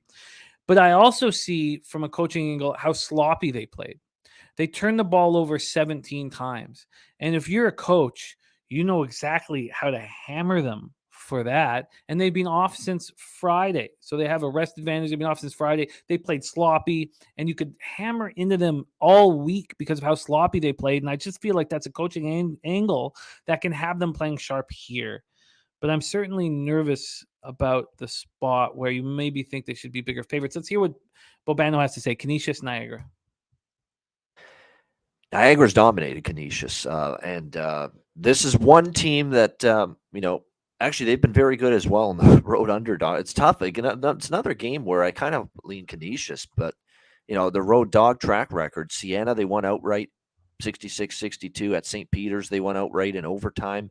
Manhattan, they won outright as road underdogs. Again, this is another team that as road dogs, they've been very good, Canisius, but they've had very little success against Niagara. Recently. If you go back to 2019, Niagara is 5-1 straight up, 6-0 against the spread. The only Canisius win was a 4-point home win. That's it. And here at Niagara, 78-70 Niagara, 69-66 Niagara, 68-58 for Niagara. So the Purple Eagles have definitely had the better of this here going into this matchup. So this is one where I'd pump the brakes on the road dog just based on series history. It's been all Niagara. Niagara's coming off back-to-back wins against St. Peter's and Manhattan. They've covered 3 straight. They look like they're starting to play some better basketball. I think what's notable here about Niagara is, they had some brutal offensive games, but that Manhattan game was a little bit better in that regard. Played a little bit quicker, believe it or not, in that game. I'm looking at the possession numbers in that game, higher than normal for Niagara. Canisius is 4th in the country in tempo. going into this game. It's oddly been an under series history. But you look at some of these games, and a couple of them, you saw 130 and 135. A couple of them did stay under. You had a 126 in there as well. But this is one where the overs is appealing a little bit to me, especially with the total in the high 120s. You look at Niagara, that was one of their better offensive performances against Manhattan. On the flip side, Canisius' offense has really sprung to life here each of the last two games. They've gone over the total in those. So I think I'll go ahead and put this one on the card as well because I had this circled. Now I like it at the markets are moving it under. I disagree with that stance. I'll go over 129.5 here with Canisius Niagara minus 110 at BetMGM. Bobano over 129.5 at minus 110. I'm on Niagara minus 4. And our Mike M says this is a bigger regional rivalry than most realize. Says Niagara will be ready to hammer down. God, I'd like to go to one of these games. Dan Kelly says when you get these Friday night Niagara or Siena game or something like one of those Western New York teams in this conference. Yeah, that would be really fun. Let's make that happen, man. Dan Kelly says when you get these types of games where Div 1 players play pickup ball against each other all summer, they know each other much better than the usual matchup. By the way, our guy Nasty Nate, who may be our first ever cornhole champion, we'll have to see who his partner is. But maybe our first ever cornhole champion. I don't know if we're going to go singles or doubles. We'll have to discuss that. I think we're headed to that brewery we were at for last year's Palooza for that. Yeah, it's good. I love that place and love the food there too. And I love the whole scene. I think it's a great spot. He's on Brown money line. So our Nate moving on Brown money line. All right, I'm on Niagara minus 4 minus 110. Bobano's on the over 129.5. We move on to the Mountain West. And we head to San Diego for this one. Boise State Broncos, 18-5, 8-2 in the Mountain West. And number 22 ranked San Diego State Aztecs, 17-5, 8-2 in conference.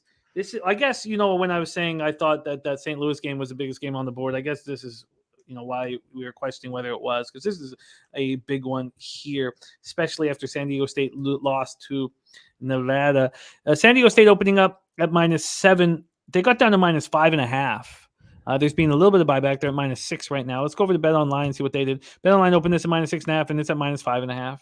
Total wise, open at 134, now 134.5. So Dami Gunrici says, love Boise here. Took them +5.5. Coin as well is on Boise State. He got him at +6. Let me copy and paste that so we can discuss it at the end of the show as well. Here we go. And get also the look from Dami Gunrici here as well. Okay, let's break this down. Big Lucci says now we have a real game to handicap. Lucci, Bobano on these Fridays with these so-called not real games is 52-31 plus 17.78 units. So it is real money. Let's move on to this last real game on the board here. Hey, it's a real game if it's got a point spread and a total. That's the way I look at it. Yeah. Man, this is where we've been banking. Man, you kidding me? Okay, let's go over to the cash flow here for Boise, San Diego State. Some line value to Boise, 4,891 tickets in, 69% of the tickets, 78% of cash on Boise State. So they're a public dog, but there are bigger bets coming in on them. 54% of tickets, 56% of cash is on the over. Boise State comes in off its third straight win Tuesday, 59-52 at Air Force as 8-point favorites. And San Diego State had their 4-game winning streak snapped in a 75-66 loss at Nevada on Tuesday as 3-point favorites. And I beat myself up for not being on Nevada, on Tuesday. In saying that, I was surprised that there was all this perceived sharp money on Boise. I was surprised that the line was moving towards Boise. I was surprised enough that I didn't move on San Diego State expecting the bounce back. Wanted to hear what everybody had to say here at the show. And already we have Coin and Dami Gun on Boise. Take it away for us, Bobano. Boise State, Broncos, San Diego State, Aztecs. Okay, there's definitely some things that point to Boise. Okay, first of all, as an underdog this year, I think they're damn near perfect, I think, against the spread as a dog this year. I mean, it's really remarkable how good they've been in the underdog role.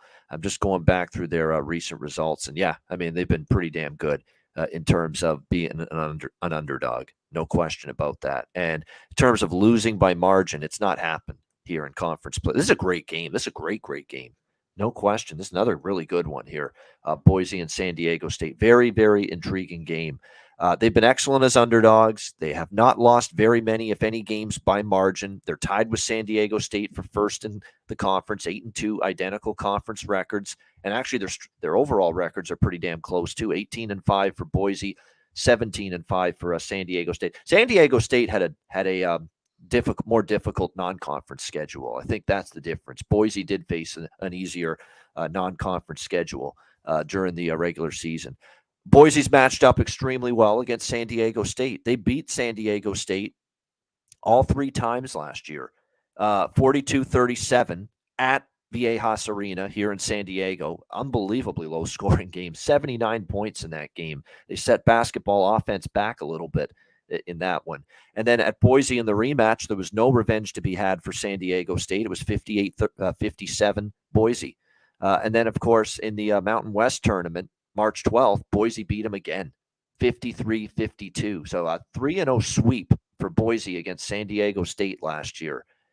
So you could look at it and say Boise's just got this team's number. It's going to continue again tonight. Or you could say the holdovers, including Matt Bradley, who's one of the better players on this Aztecs team, they're going to be pissed off, and they're going to have this game triple circled because of what happened against Boise last year, getting swept by this Broncos team. When's the last time San Diego State's lost 3 games in the same season to a team in the conference? Probably hasn't happened. Probably count on one hand. This might be the only time it's happened, to San Diego State the last several years. So everything there points to Boise. Series history. They're an underdog. They've been awesome as dogs. They haven't lost any games by margin, and they got to lose by 6 here, to not cover. But here's the issue. They're banged up. And there's some key players that are very, very much questionable for this game. Marcus Shaver, who's imperative to this team's success.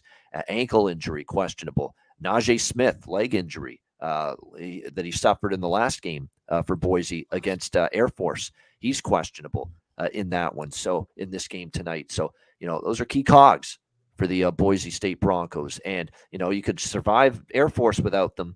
You need them here. 9.7 points per game for Najee Smith. 13.2 points per game for Marcus Shaver. Everybody knows Marcus Shaver. He's been here for years now with Boise State. Those are significant. So, this is, to me, a pass. This is a clear pass for me. Because on one hand, Boise, I can't go against this history that they've had. They've dominated San Diego State last year, all 3 wins. They've been great dogs. They haven't been beaten by margin. So my lean probably would be Boise, but I am concerned about the injuries, and I'm still concerned too that San Diego State brings maybe their best game of the season tonight, especially off a loss, right? Because they had the setback against Nevada, 75-66 in their last game. And before that, San Diego State was really playing some excellent basketball, winning and covering. I could see them having this game on their schedule circled right from day one this season. It's a team that beat them twice, and then, to make matters worse, beat them in the Mountain West tournament. And I think it was the semifinals, where they're that close to being in the tournament and, got bounced by Boise. So this is one that I expect the Aztecs to be up for. I expect whatever close to their A game is, I expect to see it on their home floor tonight. I expect a great environment on a Friday night there in San Diego. So those factors kind of sway toward the Aztecs, but it's a fascinating game. I wouldn't touch Boise with a 10-foot pole unless you find out these 2 guys are on the floor tonight for them. Because I think in this matchup against a fired-up San Diego State team out for blood, they're going to need those 2 guys. They are. My whole plan was to back San Diego State, but I can't get past a lot of cappers believing that Boise State will be able to take care of business yet again here. Coin says, does the line suggest Smith and Shaver are in? It suggests at least one of them is, to me. I wouldn't be able to say it suggests both of them, but I mean, I would say I think there's some belief, but there's also a ton of trends in the series history and Boise dominating the Aztecs last year and Boise being an unbelievable dog where they've covered in every game as a dog this year. And I think people see that too and say, hey, let's take the points. Tough one. Very, very tough one. All right, let's move on. We have 3 games left. As I said, we are breaking down each and every single basketball game in college and NBA today. We have Dutch Boy Fresh joining us here shortly. Let's move on. Next up for us, 9 p.m. Eastern, Kent State Golden Flashes, 18-4, 8-1 in the MAC. Akron Zips playing great ball right now, 16-6, 8-1 in conference. James A. Rhodes Arena in Akron, Ohio. Sorry, that's injury information. Let's get moving to the line history here for Kent State Akron. We have a very tight spread here. Kent opening up at +2 and moving to -1. That's at Pinnacle. So moving from dog to favorite, moving from +113 to -102. But there's been a 11-cent move towards Akron in the last hour and 11 minutes. So this got up to -113. So there had been a 26-cent move towards Kent State, but we have come back. And this also didn't open at Pinnacle to 8:03 in the morning.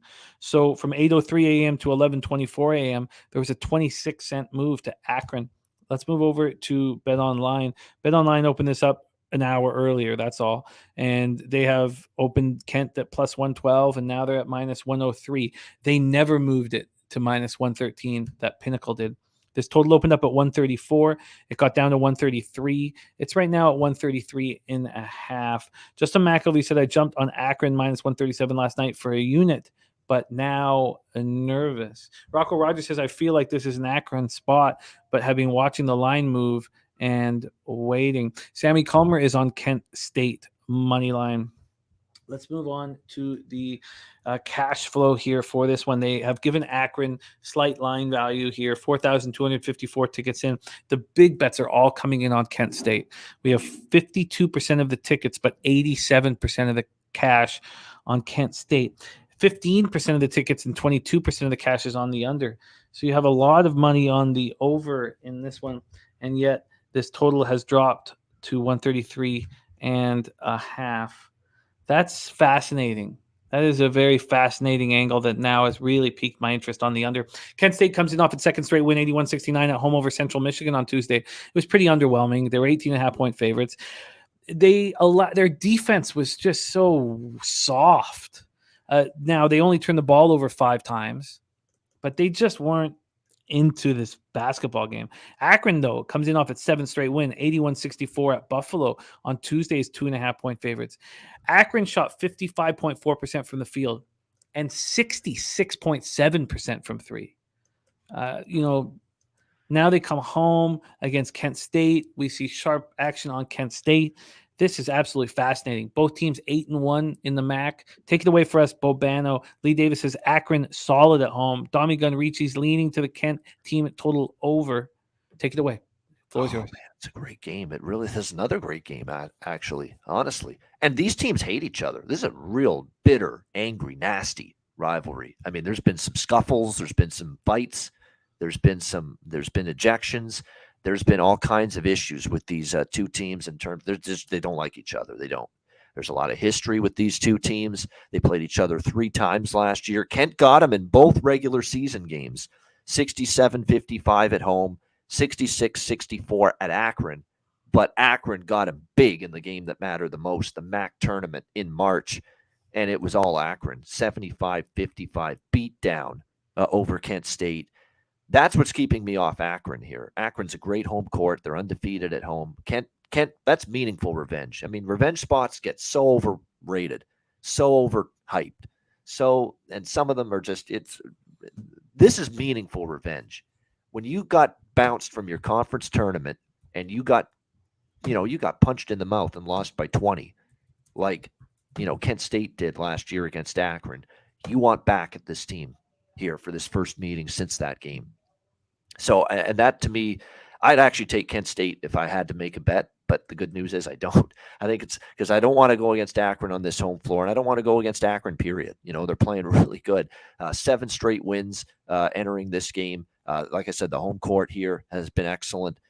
Kent, had that stumble against Northern Illinois, but they certainly bounced back the next 2 games. They struggled a little bit with Central Michigan, and that's kind of why I liked Central Michigan the other night. They were getting a huge number against Kent State because I knew this game was on the horizon for Kent State, this Friday night intense rivalry matchup against Akron. This is don't be surprised if this gets cantankerous again because you had ejections, you had scuffles, you had real nasty stuff developed last year between these two teams. So it's a great, great game. They don't like each other very much. I'm going to go on the over here in this game, though, from a totals perspective. You look at this total, I think it's pretty low. You're talking 130s here in this game. You look at Kent State, they've gone over in 3 of the last 4. The offense has been very good, 76 plus, 74 plus in 4 straight games. They've gotten into the 70s at least, this Kent team, in 7 straight games entering this one.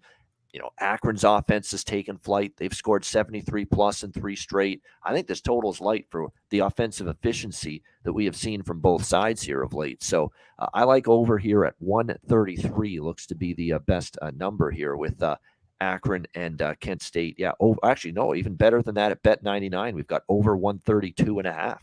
Minus 110 there. So we will lock that in, over 132.5 here in this one. And plus, another thing that I factored in, a lot of nasty feelings, a lot of bitter sentiments between these two teams.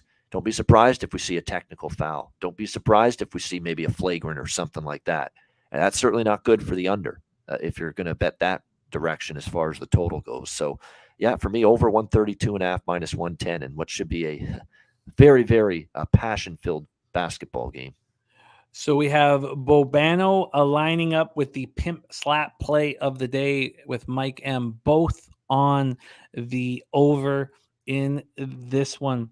This is tough, man. This is a real tough one. I'm hesitant to make a move.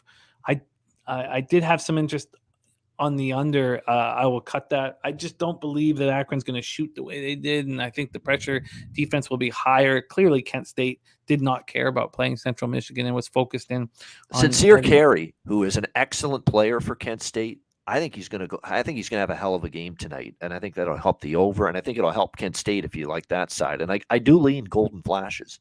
Like, I'm not betting the side because of the Akron home court, which has just been dominant, but I'd lean Kent State if I were to play the side. He got shut down completely in the MAC tournament game last year with these two teams. I mean, they bottled them up. I mean, it was you couldn't imagine how poor of a game that was for a player of his caliber. You watch him here tonight. I think he's going to atone for. He's a really excellent player, and I could see with the kind of player he is, that kind of shit bothers you. And it's probably bothered him since last March that he played maybe one of his worst games of the entire season last year in that MAC tournament loss to Akron. You watch him ball out tonight. He'll probably have a great game. Sincere Carey for Kent State. Yeah, and the ever dreaded, if you had a free $500 bet on this side, what would you take? And I would take Kent State. And understanding that I probably would do that, I have enough college basketball action. I do not need to reach here, but I can imagine this game is going to be a very fun game for us to watch, and it would be nice to have a dog in the fight. So Lucas Ryan also on the over, and JPZ says there will be cantankerous pimp slapping here. A lot of people liking the cantankerous word coming out of Albert Bobano's mouth. All right, let's move on. 2 more games here. We go back to the Mountain West to a game not nearly as exciting at the Thomas and Mack Center. Las Vegas, Nevada. Fresno State, 7-14, 3-7 in conference at UNLV, 15-7, 4-6 in the Mountain West. Take a look at the line of history. It opened up at 10 at Pinnacle, is now at 9.5. We'll go down to BetOnline. BetOnline opened up at 10, and it's now at 9.5 as well. Totals-wise, it's opened up at 132, and it's now at 131. Let's take a look at the cash flow here.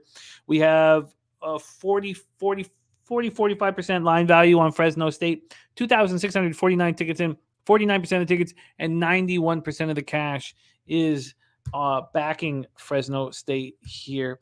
Let's take a look at the total. 69% of tickets, 66% of cash on the over, and yet it's dropped a little bit. Interesting.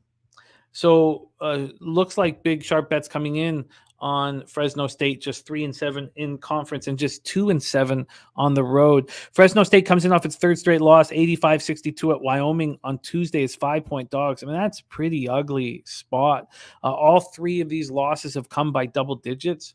So UNLV's 8-4 at home. What do we expect? Do we expect UNLV to, overlook this weak squad coming in to play them? I don't know if they will. They're 4-6 in the Mountain West. They come in off their third straight win, 83-71 at Colorado State Tuesday is 2.5-point dogs. So both teams just played on Tuesday. I'm a little surprised to see big bets coming in on Fresno State. Let's hear what Bobano has to say. Take it away, Fresno State, UNLV.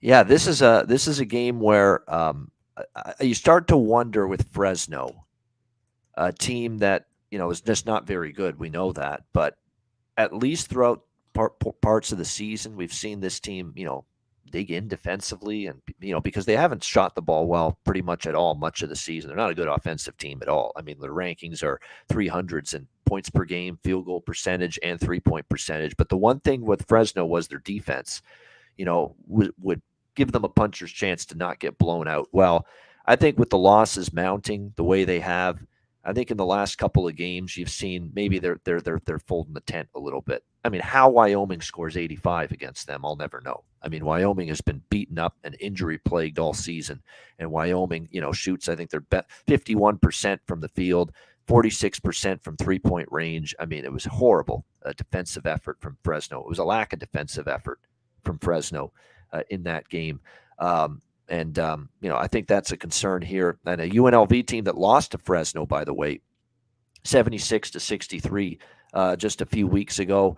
UNLV does have Wyoming coming up in their next game, but that's not until next Wednesday. They actually don't play until that game. So they are off a great win against Colorado State, 83-71. They had home wins against Wyoming and Nevada. I mean, this is definitely UNLV or nothing for me.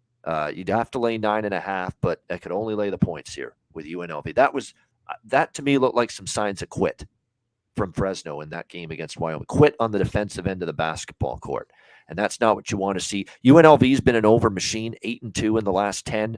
Fresno, actually, believe it or not, they've gone more over than under in the last 8 games, 5-3 to the over in their last 8. The series history, 4 of the last 5 meetings have gone over the total entering this matchup tonight. I like the over here, 131 in this game with Fresno and UNLV. I think I'm very much considering UNLV laying the points as well in this game, but I think I'll stick more toward the total here. Actually, you know what? We can get 130.5 minus 110 at bet 99 on this total. We'll go with that, 130.5 minus 110. I'll lock that in, lean UNLV as well. I think I'll just stick to the total, though. Bobano moving on the over 130.5 at minus 110. All right, we move on to our final NCAA basketball game. Before we get into NBA, we will review all action. This is my final bet, and I'm a little nervous about this bet because I'm just going back to the well, and that's not something I have a high ROI doing. I do like, though, that the line's coming back towards me. Now, at Pinnacle, this opened up Air Force Falcons 12-11, 3-7 in the Mountain West at Nevada Wolfpack 17-6, 7-3 in the Mountain West. We had to Reno for this one. This opened up as 11.5 and moved to 11. It moved to 11 finally at 12:17 p.m. Now, I did not have an opportunity. It opened up at 12 at Bet365, and it lasted there for an hour and 1 minute before it moved to 11. I moved on Air Force at plus 11. Bet Online opened this up at 11.5, and it moved to 10.5, and I felt very good about things.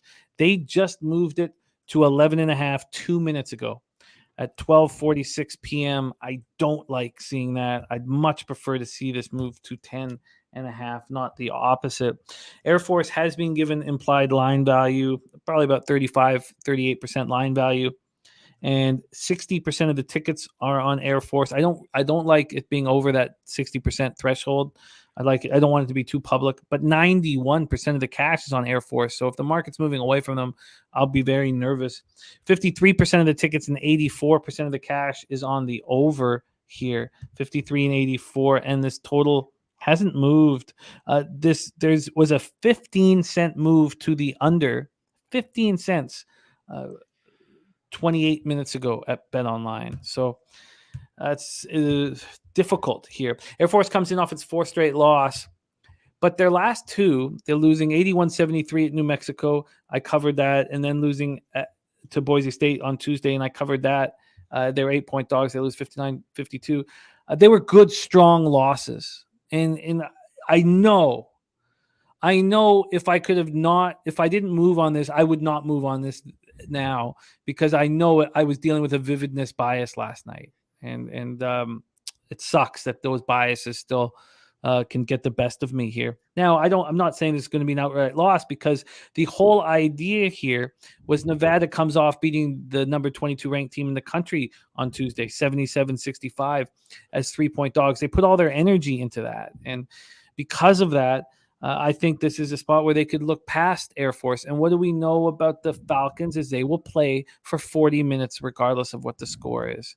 So I'm on Air Force plus 11. Let's hear what Bobano has to say. Last game on the board, Air Force, Falcons, Nevada Wolfpack. Yeah, I'm on side and total. And I'm on the same side as you here. Air Force plus 12 at Caesars minus 110 with that. And the total, I'm on another over here, 133.5, minus 110 at PointsBet with the total in this game. So there you go, Air Force and over. And that's the way it's been with these two teams recently. Air Force has covered 2 of the last 3 meetings between them. The overs cashed in 4 straight and 6 of the last 7. If you actually look at the meetings too, I mean, especially the recent ones since Alford got here as the coach of Nevada, we saw 134, 130 or 143, 144. I mean, a lot of these games are getting into the high 130s and 140s. And Air Force has had this Princeton motion offense of Air Force has had success against Nevada consistently. Like, they've gotten good looks. They've been able to run their offense. They've been able to do a good job in that regard. And I think that's going to continue here in this game. I know they've lost 4 in a row, Air Force, but this road underdog role has been largely good, especially when they've played some of the better teams. San Diego State, a road dog cover, Colorado State, an outright road dog win, Fresno State, a road dog win and cover, New Mexico in their last game, they got a road dog cover. They've been good in this role. And Nevada's coming off that emotional game against San Diego State, big game just a couple of nights ago, Tuesday night, 75-66. Does scream like a little bit of a letdown coming after that game. And then a sandwich spot too, because you go to New Mexico after this, a big game on the road at the Pit against the Lobos, another one of the top teams in the Mountain West. So this is a nice little sandwich spot here. Air Force has been able to hang tough with Nevada in recent meetings, and their offense has worked against Nevada. And it's not easy to prep for this offense on a short turnaround either. Very, very unique kind of cutting motion offense. Like I say, Princeton offense, that's what they run. That's difficult on a short, turnaround if you've only played a couple of days ago to get ready for a game like that. But Nevada should score on Air Force. Nevada is just, they're just a machine, especially at home, getting to, 75 plus points on their home floor. They pretty much always do that. They've been trending over at home. Nevada home games have gone over in 5 straight. Pretty much all of them going into the 140s. So, yeah, this is an underdog play and an overplay here. Air Force plus 12, Air Force Nevada over 133.5. You got it. 133.5 is the total, and that is all 15 games on the college basketball card. Let's do a quick review of all action. Taint play of the day is Harvard plus 3.5. Spreadsheet play of the day is Harvard. Bobano is on Harvard, and I'm on Harvard first half. Now, Tone Miggins, who's a hell of a capper, came in on Yale money line, and that is a spot he loves. So this is going to be a fascinating one. That one pops off 5 p.m. Eastern. At 6 p.m. Eastern, I'm on Dartmouth plus 110. Market moving away from me. Makes me very uncomfortable. Could have got a plus 3 probably, at least a 2.5 for sure. And instead, I'm on plus 110. I could have got plus 120 if I wanted. Bobano's on the over 139.5 in Brown, Dartmouth. And we've heard Nasty Nate on Brown money line. So I'm nervous about that spot. Then Bobano and I are both on Eastern Michigan. He got the 11.5 minus 125. I'm on the 11 at minus 110. I bet that at midnight last night. Bobano is on Cornell plus 3 at minus 105. Bobano's on Penn. Team total over 79.5 and the full game over 145 at minus 110 in Columbia, Pennsylvania. And I've got a bunch of asterisks beside it. I'm interested in joining. I just need to study it a little more. We're both on St. Peter's. I got plus 7 last night, again around midnight. And I tweeted it out. Bobano got St. Peter's at plus 6 at minus 122. We're both on Fairfield. I got 5 at minus 110. Bobano got Fairfield at plus 5.5. Bobano's on Manhattan at +5.5. He's on Mount St. Mary's at +16.5. The coin currency play of the day is on the Billikens money line. I'm on St. Louis -3, but it's down to 2.5, and there's all this money on them, and that makes me extremely nervous. I'm going to be following it very closely over the next couple hours. Then I'm on Niagara -4 at -110. It is fishy. I've moved on it. Bobano's on the over 129.5 in Canisius, Niagara. Then coin is on with St. Louis money line. He's also on Niagara -4 with me, but he's also on Boise State +6. And Domi Gun Ricci is on Boise State +5.5. And Bobano and I have stayed off of that spot. Still some injury news with Shaver and Smith that we want to know. Mike M is on the pimp slap play of the day is the over in Kent State Akron, and he's riding with Bobano. They are both on that over. Bobano's on the over in Fresno State UNLV. We're both on Air Force. I got +11. He got +12. And he's on the over 133.5 in Air Force Nevada Wolfpack. Spectacular work, Bobano, my friend. I know you have a big show today in NBA Pub Hub at 4 p.m. And then tomorrow, NCAA Pub Hub at 10 a.m. Eastern, and that will lead into our big horse racing show where we will be hammering horses all day long. And then Bobano will also be starring in our NFL Super Bowl Pub Hub, Super Bowl edition on Tuesday. Excellent work, Bobano. Follow him on Twitter at Bobano. Any last words for the Capper Sport in the show? Yeah, great stuff. Hopefully we all have a profitable Friday night on the board. Stay tuned. Dutch will get you in the right direction with the NBA. I'll be on the NBA Pub Hub hosting as usual on Fridays at 4 p.m. Eastern. Dabby Cab and Connor Mack, if you didn't get enough college basketball with Jimmy and I, you can tune into them at the 5 p.m. Eastern hour with the Net Profit Show. And, of course, the three of us, Connor, Dabby Cab, and I, tomorrow morning with College Basketball Pub Hub. Jimmy and I with Sharpie for AL MLB season preview next Tuesday afternoon. Super Bowl Pub Hub show Tuesday night. So lots going on the channel. Looking forward to it. Everybody, good luck. Dutch coming up with NBA. Have a good weekend. Cash some tickets. We'll see you next time. There he is, Bobano in the house. We go from college basketball to the NBA, and I'm having a bad season. I need to start getting into the black, and we have just the man to help guide us there. Please welcome. We go from Hamilton, Ontario to Las Vegas, Nevada. Please welcome to the show, Dutch Boy Fred.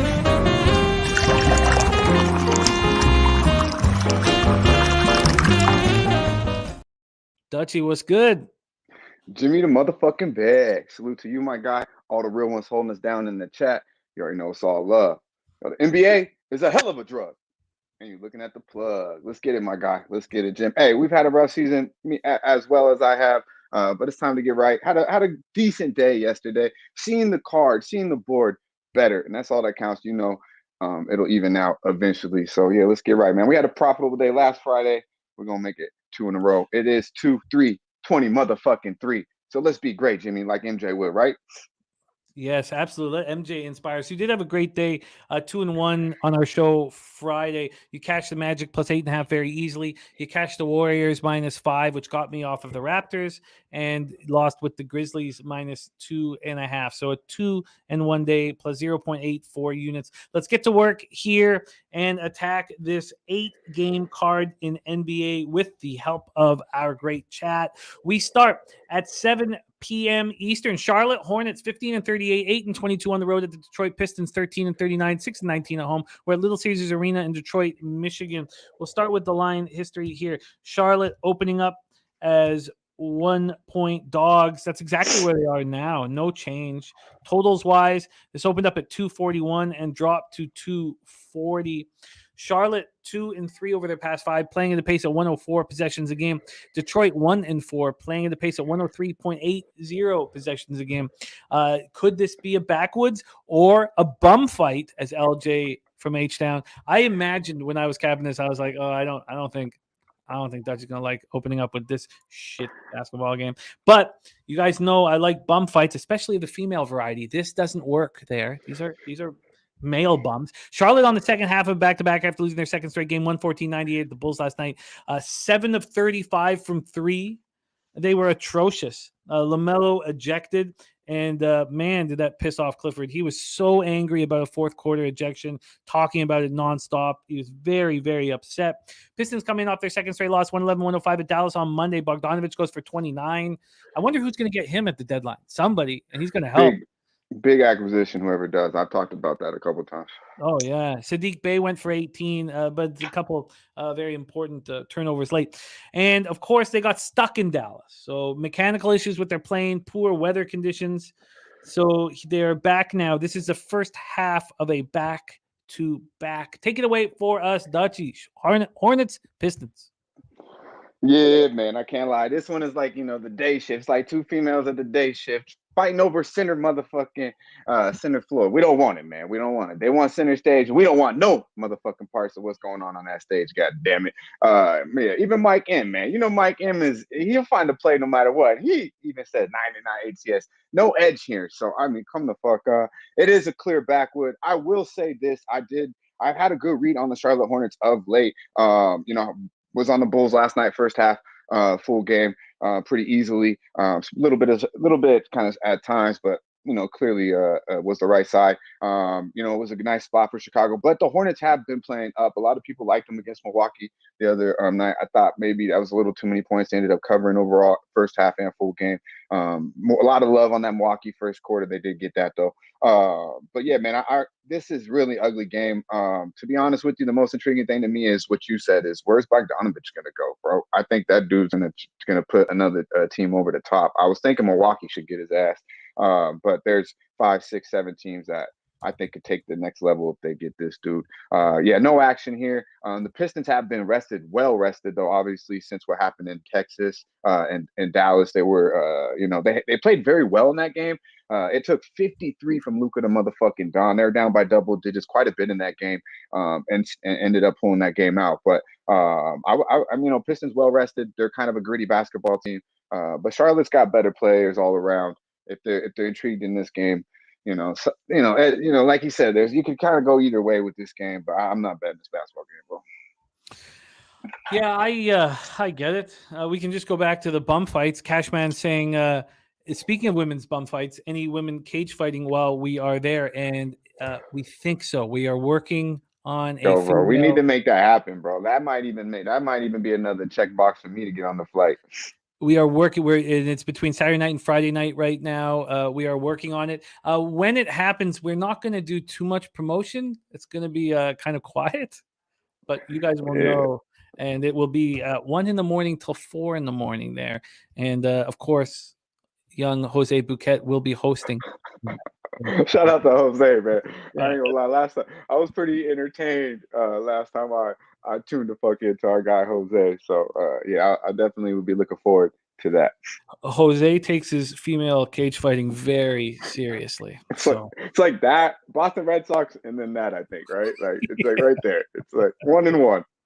Let's move on to the next spot on the board. 7 p.m. Eastern. Sacramento Kings 29-21, 13-10 on the road at the Indiana Pacers. 24-29, 16-11 at home. Gainbridge Fieldhouse in Indianapolis, Indiana. Sacramento 3-2 over the past 5, playing at the pace of 99.33 possessions a game. Indiana 1-4, playing at the pace of 100.60 possessions a game. And of course, go back to the Sabonis for Tyrese Halliburton trade. One of the very rare occurrences where it looks like a great trade for both teams. When was the last time the Kings were over 500, even this late in the year? I I don't have that in front of me, but I would imagine it's got to be 2006. I mean, aren't we getting close to probably back in Stojakovic days? I would think it would have to be. Yeah, we're getting. I would guess it was 2006, a long, long time ago. And we remember what happened when they faced each other. It was 137-114 for Sacramento. You were on Sacramento heavy in that game, and Sabonis was in trouble. I mean, he only played 23 minutes because of all the fouls, and they still dominated in the spot. There's Joe Chris in the house, and also Nutflush Allen says he found on Bet Online Dutch's luggage makes it. There's a new bet on Dutch's luggage making it to San Antonio. Shout out to Nutflush, and I best believe if my ass is on that flight, I am not checking a bag. I will send a pack, and I will have a motherfucking backpack. God damn it. Yeah, I do the same thing. De'Aaron Fox will not be in the lineup. Partner expecting the birth of their child here. Yeah. Nice use of partner there, Sammy. Nice use of partner there. Well put. Hopefully it's not a fucking partner, but yeah. Well, still, I think it's nice use, Sammy. There's astute chaos in the house. Justin McElvey says, I know Halliburton might not play, but I stepped on the Pacers plus 112 revenge spot at home for Indy. Let's take a look at the line history and then the cash flow here for this one. We have Kings, Pacers, dose. We have the Kings opening up at -3. They're now -3.5. This total opened up at 238 and has dropped to 235.5. We go over to the cash flow in this one. And I guess I didn't do that for the Charlotte game, and my apologies. So I'll tell you guys, for the Charlotte game, it was 79% of the tickets, 84% of the cash on the Hornets, and then 81% of the tickets, 74% cash on the under. For this one, 5,553 tickets in, 67% of the tickets and 72% of the cash on the Sacramento Kings. That's interesting. And then we have 59% of tickets on the under. We don't have a cash flow. That's the only game for the total that we don't have a cash flow. Sabonis, by the way, the first All-Star for the Sacramento Kings since DeMarcus Cousins in 2017. And Halliburton, also a All-Star for the East. Kings come in off their second straight win, 119-109 at the Spurs on Wednesday. Pacers on the second half of a back-to-back after suffering their fourth straight loss, 112-111 at home versus the Lakers last night. I did get in on the Lakers live, which helped, but I lost the -2 bet because of Pat Bev. I did cash the under, but still, I was very frustrated watching the basketball game. And Halliburton returned, and he was excellent. That shows the type of player he is. Because Nice, man. other spots, the star comes back, and everybody's out of rhythm, and everybody's a mess. He comes back after missing 10 games, and he keeps within the team's rhythm, and he looked great. 26 points, 12 assists in 36 minutes. Take it away for us here, Dutchie. Kings, Pacers. Yeah, man. Real quick, we got like 240 in here. Let's run up them likes real quick. Shout out to our guy Viper. I see you, my man. DK in the building. I see you, my dude. But yeah, Halliburton's real efficient and really unselfish. So it's not like he's not like most most players in the NBA, to be quite honest with you. Yeah, he's special, man. Shout out to our boy Wham Bam and Ski. They were on him a long time ago. And yeah, he real nice, as you can see. I like the Pacers here in first quarter. Plus, I got it at plus 115. Man, this Fox News. I thought I was on the Heat yesterday, -2. I was very happy with the play. Then when Brunson went out, you think I would be ecstatic, but in today's NBA, I wasn't. And you've seen what the fuck happened. So hopefully that doesn't trundle down tonight. I do believe Buddy Hield, Halliburton, someone said, will he play? He might, man, he's not gonna miss this motherfucking game. He looked pretty good last night, as well as Jimmy touched on it. And you did touch on it November 30th, bro. These guys got smacked the fuck around as we were all over Sacramento by 23 points in Sacktown. It was their time. Now I believe it is Indiana's time, but it is a back-to-back. And they played well, not only last night, but as well in Memphis. They were up both first quarters, 35 last night, 32 in Memphis, winning both of the first quarters, not only last night against LA, but once again in Memphis, and then had 30 points in the third game, 3 games ago as well. So they score in the first quarter, and it's only going to improve with Hallie back. I like them early here in that first quarter to come out with a little bit of chip. Did give away a game, I believe, last night against the Lakers. Fucking Patrick Beverly can't hit at least one free throw, you motherfucker. But yeah, Pacers played good in that ball. Knock down that 3. I think Halliburton, it trundles down. Obviously, a little more pep in their game. I believe they're going. Buddy Hield and Hallie going against the Kings, and plus, not to mention they got pumped versus these boys November 30th. So I expect them to come out early. I'm not mad at anything Indiana full game or first half, but I really intrigued with this first quarter. And you are capping this expecting Halliburton in or out? He's playing. You think he's playing? Because this total has dropped so drastically. It's dropped. You don't think he's... I would say, judging by the market, both De'Aaron Fox and Halliburton are out. Well, I mean, the Lions got to move. De'Aaron Fox is fucking damn near 30 points a game, and he moves the ball up and down the court. So I could expect the total definitely to drop, from from a Sacramento perspective there with De'Aaron Fox. I don't see how Halliburton sits, man. He looked good to me last night. I mean, I guess it is a back-to-back, his first game off injury, but you're going to sit against a team that traded you the fuck away? I mean, as you mentioned, this is going to be one of the more talked about trades in a long time because we can make a case for Sabonis and we can make a case for Halliburton. I think with De'Aaron Fox, I would give it to the Kings, but I mean, the way Halliburton's playing, it's like, goddamn. So, I'd be very surprised if he sits here tonight, but I mean, you can't argue with what you're saying. Well, we have Quinnipiac saying they have Halliburton props out. They do. So, that's a sign. But would this total really drop 4.5 points in an hour and 40 minutes between 7:17 a.m. and 8:59 a.m. if it's just De'Aaron Fox? That's a lot. I don't know. I get your Pacers first quarter action completely. That's now plus 120 at Bet365, the Pacers first quarter. So we can give you that plus 120, or we can give you a plus 1 at minus 105. What would you prefer? Yeah, let me get that plus 120. Buddy Hill gonna come out firing. Shout out to our guy Dabby Cab. I see you, my dude. Dabby Cab, great to see you. Let's grab this for Dutch. So Dutch is on the board. Pacers first quarter at plus 120. Today's NBA, man. Like, did you not to cut you off, Jim? But did you not see the fucking the Nuggets game last night? Like, what the fuck was going? The line 11.5, 12 ends at 6.5 with who's in, who's out. Late scratches with Gordon. Draymond plays. No, he doesn't. I mean, do we really fucking know? You know what I mean? Like, I think Halliburton has been well fucking rested. Obviously, he looked good to me. I watched the whole fucking game last night against LBJ. And then, boys, it's his old fucking team. If he sits out of this game, fuck that guy. Well, I was listening to a radio show where they think the changes must be made because of the gambling, that this can't continue, and that because we're legalizing gambling across North America, so this information has to be fluid. And they're also saying that about the NHL, that it can't just be lower body injury, upper body injury. We need to know what the injury is. And so there's been a lot of talk about it. It's not fair to the gambler. Yeah. And if I mean, all around, bro, it's like, come on, man. These guys get paid millions of fucking dollars to play the fucking game. Suit up. You got 82 of these bad boys. Let's rock and fucking roll, man. Shit. But if we're going to legalize this and legitimize this, then make it fair for the gambler. Don't put them in a weird spot because it's, we used to be in the fucking dark recesses of the world. It's now legalized. Make it fair for us. So, no, I agree. Let me ask you something, Jim. When you see TNT and you see the Kenny Smith and Charles Barkley come on and they do the FanDuel, DraftKings, whatever the fuck it is, who's going to score the most points, right? How do you feel about? What's your first thought when you see that?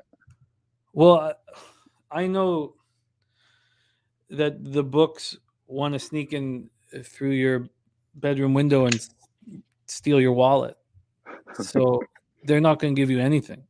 Mm-hmm. So I understand that all of the boosts they give are on spots they think are going to lose.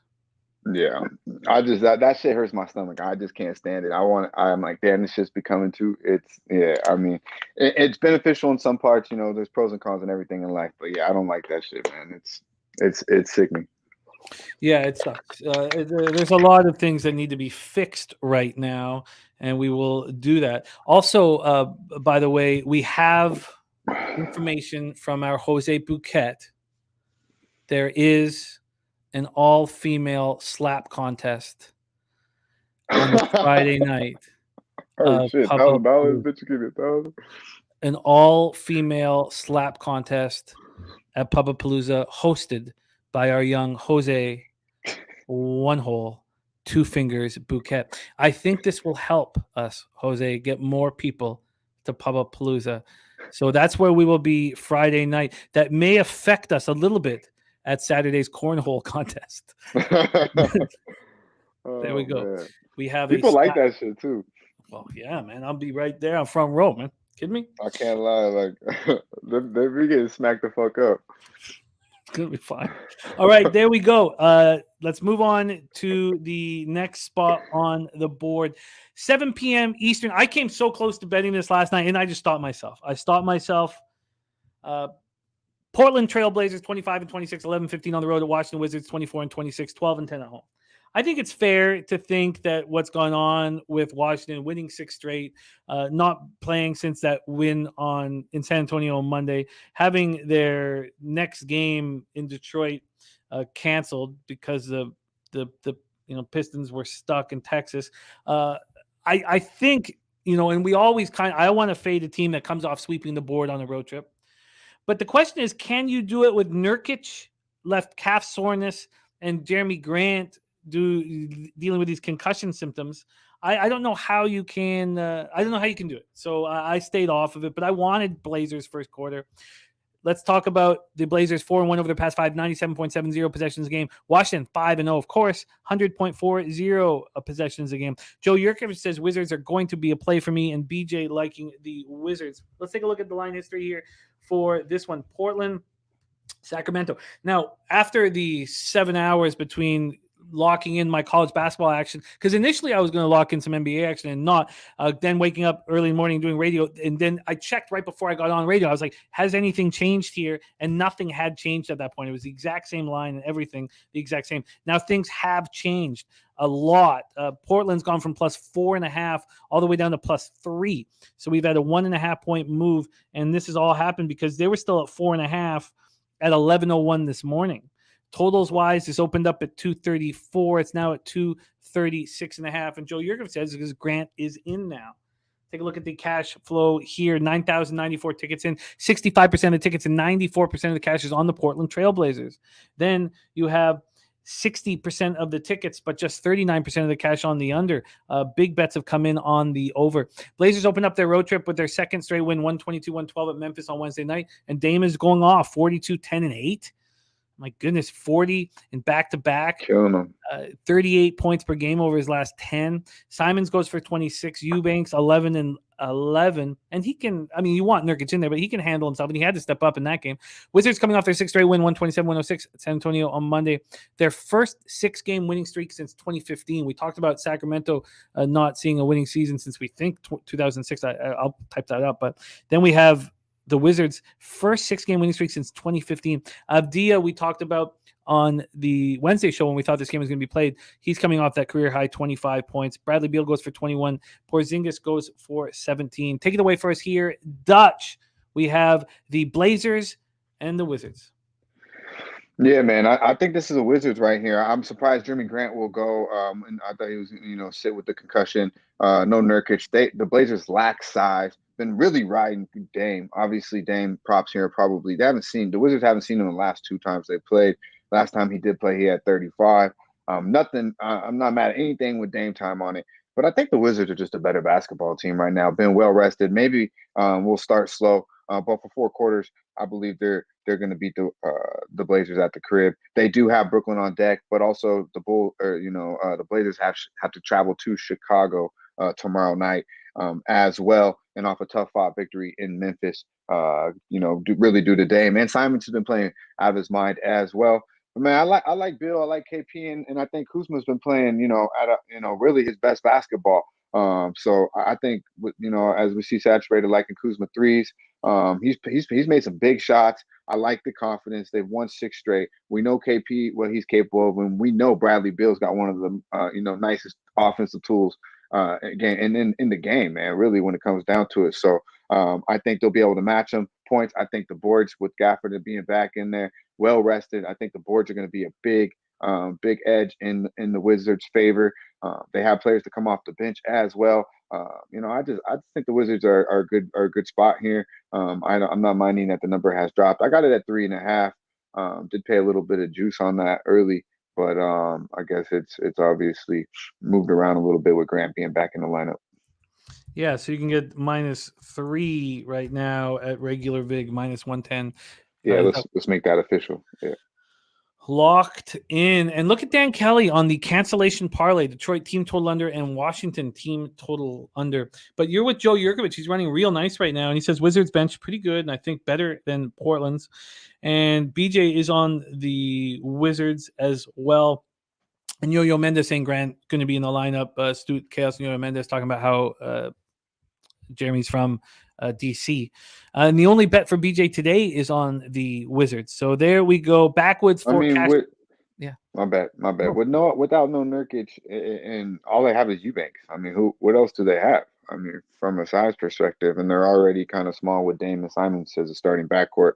I mean, I guess they have to have Jeremy Grant out there, and obviously him being from the area, he probably want to go. But yeah, man, Wizards playing good basketball. Small number here. I think they get the job done. All right, let's roll on there. Dutch has moved on the Wizards -3 at -110. Next up for us, 7:30 p.m. Eastern, Phoenix Suns 27-26, 8-17 on the road at the Boston Celtics 37-15, 20-6 at home. And this is our live bet stream game tonight, hosted by Dabby, Cab, and Razor Sharp Picks right here on Pub Sports Radio. Suns, Celtics, TD Garden in Boston, Massachusetts. Let's go to the line history here for this one. This one opened up with the Celtics at -9.5. That's exactly where they stand right now. There's been a 6-cent move towards the Phoenix Suns. Then total wise opened up at 226 and has dropped all the way to 220.5. Wow. A 5.5 point drop here on this total. And it probably shouldn't open up that high. You know, we know that Boston's efficiency can be through the roof at times, but 2 and 3, 96.38 possessions a game, and Phoenix 3 and 2, 96.69 possessions a game. So we've dropped 5.5 points this total. Let's take a look at the cash flow for Suns Celtics. We have 15,514 tickets in, 40% of the tickets on Phoenix, and 63% of the cash market moving slightly towards them. Then 42% of the tickets and 83% of cash on the under. Phoenix had their modest 2 game, obviously the books nervous about that big bets on the under.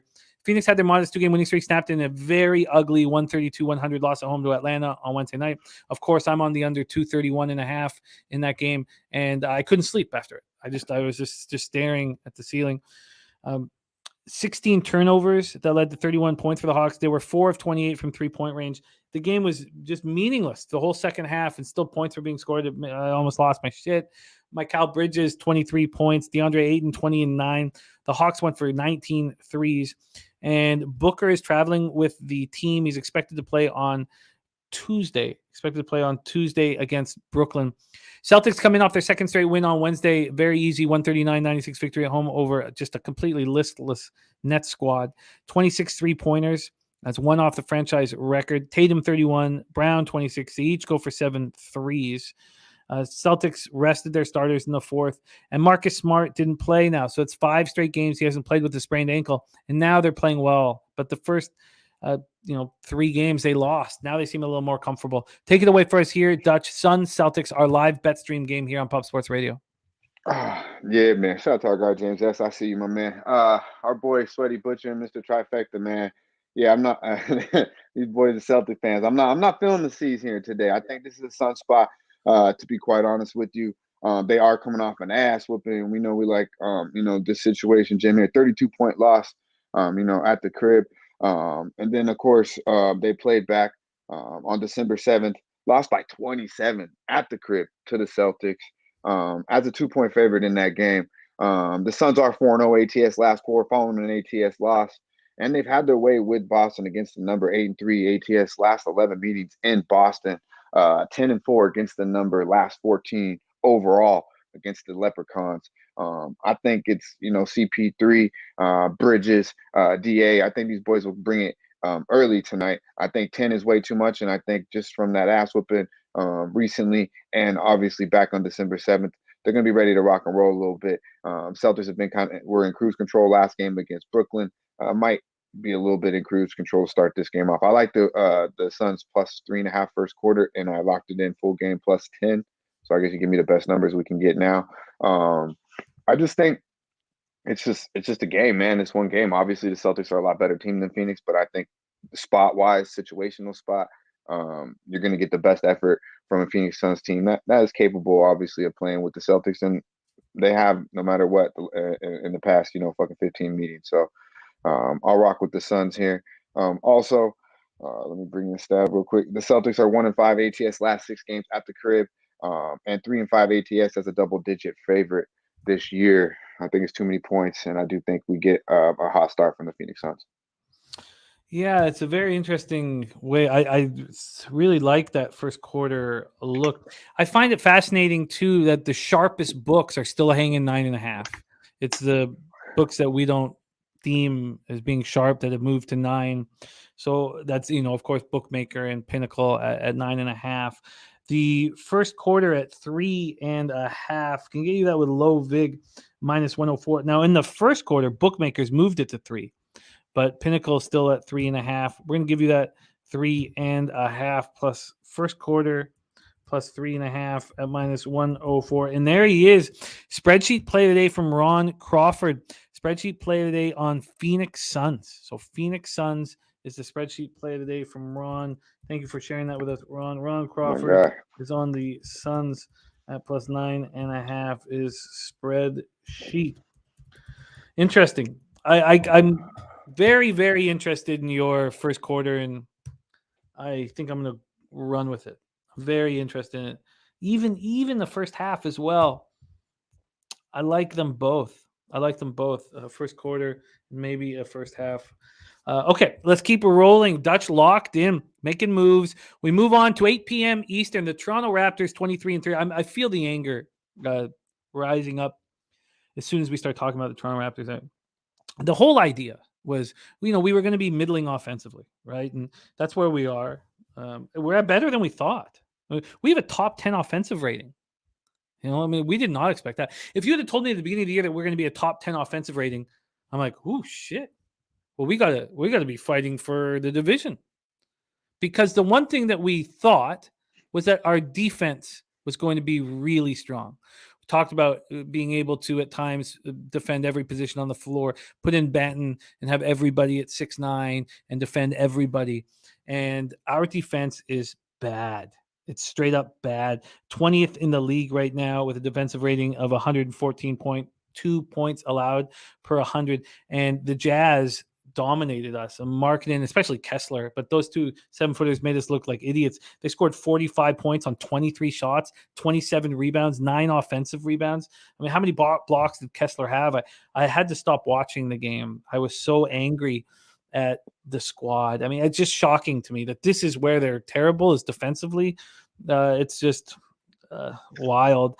Now, in saying that, Sammy Comer likes the Raptors trifecta, and LJ from H-Town, who knows the Houston Rockets inside and out, is on Raptors first quarter and full game. Says Rockets have no backcourt, and the Rockets are dealing with a ton of injuries. How long are they going to be able to handle these injuries? So let's go into the line history and then set the table here for Dutchie. We have the Raptors opening up at minus 6.5. They're now minus 7.5. A 1-point move towards them. The total opened up at 227 and has dropped to 225. Go over to the cash flow. Now, everybody's talking about the defense. Everybody, so I'm sure they're hearing it nonstop as well. Which will they play stronger here? Clearly, sharp money's on the Raptors. 6,700 tickets in, just 54% of tickets, but 80% of the cash. Then you have 34% of tickets and 99% of cash on the under, and we've seen it move. Sky Dragon says, when a team is motivated to play Houston, Houston gets crushed. Says Raptors need a win. Agree with chat. Raptors as many ways as you can bet it. And Justin McElvey, my man Peter Loshak used to love these comments so much when somebody was like, write it down, Peter. So Justin McElvey says, please copy and paste this. 3-unit bet on Siakam over 37.5 points, rebounds, and assists. McElvey, my guy, you got it. And we'll be hanging out with Justin McElvey and his wife in San Antonio. I hope she enjoys. I hope your wife enjoys the slap fest at the strip club. Okay, let's talk about the line history here. As I said, we've done that. Let's go over to the cash flow for Toronto, Houston. 6,000. Oh, I've done that as well. My bad. Okay, so let's roll into this. Toronto playing at the pace of 96.50 possessions a game. In my head, that would lead to lots of unders. That just hasn't been the case. Houston 3-2 playing at the pace of 100.80 possessions a game. Raptors coming off their second straight loss, 131-128. Utah on Wednesday. This is game 6 of a 7-game road trip. They've lost 6 of 9. They're in 12th in the Eastern Conference. Anunoby is not playing, so he's available for trade. We know he's got value, and it sounds like he doesn't want to play in Toronto. Toronto allowed the Jazz, as I said, shoot 53%. Unbelievable. Rockets coming off their second straight win, 112-106 at home over Oklahoma City on Wednesday. They followed a road win Saturday with this victory over Oklahoma City, despite no Jalen Green, no KPJ. They won consecutive games for the first time since December 11th to 13th. Eric Gordon, who's going to get him? I'm sure somebody wants him, unless Harden has called him and said, look, I'm coming to join you next year. Eason 20, Josh Christopher 11. Take it away for us here, Dutch. Raptors, Rockets. Do you agree with the chat? We're heavy on the Raptors here. I do not. I agree a little bit more with my guy BJ. Not laying 7 with the motherfucking Raptors, no fucking way. Disagree completely with our guy Nasty Nate wanting to tease the NBA. Come on, man, you get disqualified from the chat now for that bullshit. Man, I don't like this basketball game. I think it's Houston, really. I mean, obviously LJ knows his basketball team, but I mean, I think Joe Yurkovich said it as well. Strong point there.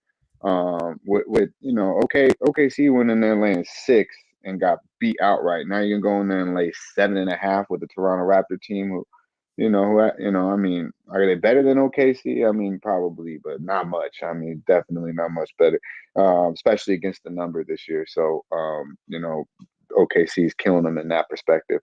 So yeah, and Toronto has been suspect as fuck on the road as well. No way, no how. Fuck this game, Jim. Sorry, but yeah, I'm not laying 7.5. I guess if you wanted to break it down first quarter and expect Toronto to come out because they're going to be so pumped up to play the Houston Rockets, I just don't see that, But they're a better basketball team. I'm not going to argue that, but no way do I lay a touchdown and a hooker with Toronto on the road. And can we confirm that the Rockets guards are both out for sure? Jalen Green with the calf, KPJ with the foot. Yeah, they've been out though, no? Yeah, they've been out now for two straight. So that little boy Martin been hooping, Houston, they've been hooping. The guys in there trying to play for contracts with those 2 ball hogs out, So they ain't seen the ball all year with them 2 motherfuckers on the court. So this guy's stepping up. I mean, they play well against OKC. I mean, obviously they lose basketball games, but 7.5, I'm good with that. Jabari Smith questionable. By the way, Halliburton is now questionable. If I watch this basketball game and the Raptors if I bet on the Raptors here and they don't cover, I won't be able to watch another Raptors game, maybe for the rest of my life. Yeah, I mean, what's the first quarter line? 2.5? Is it 3?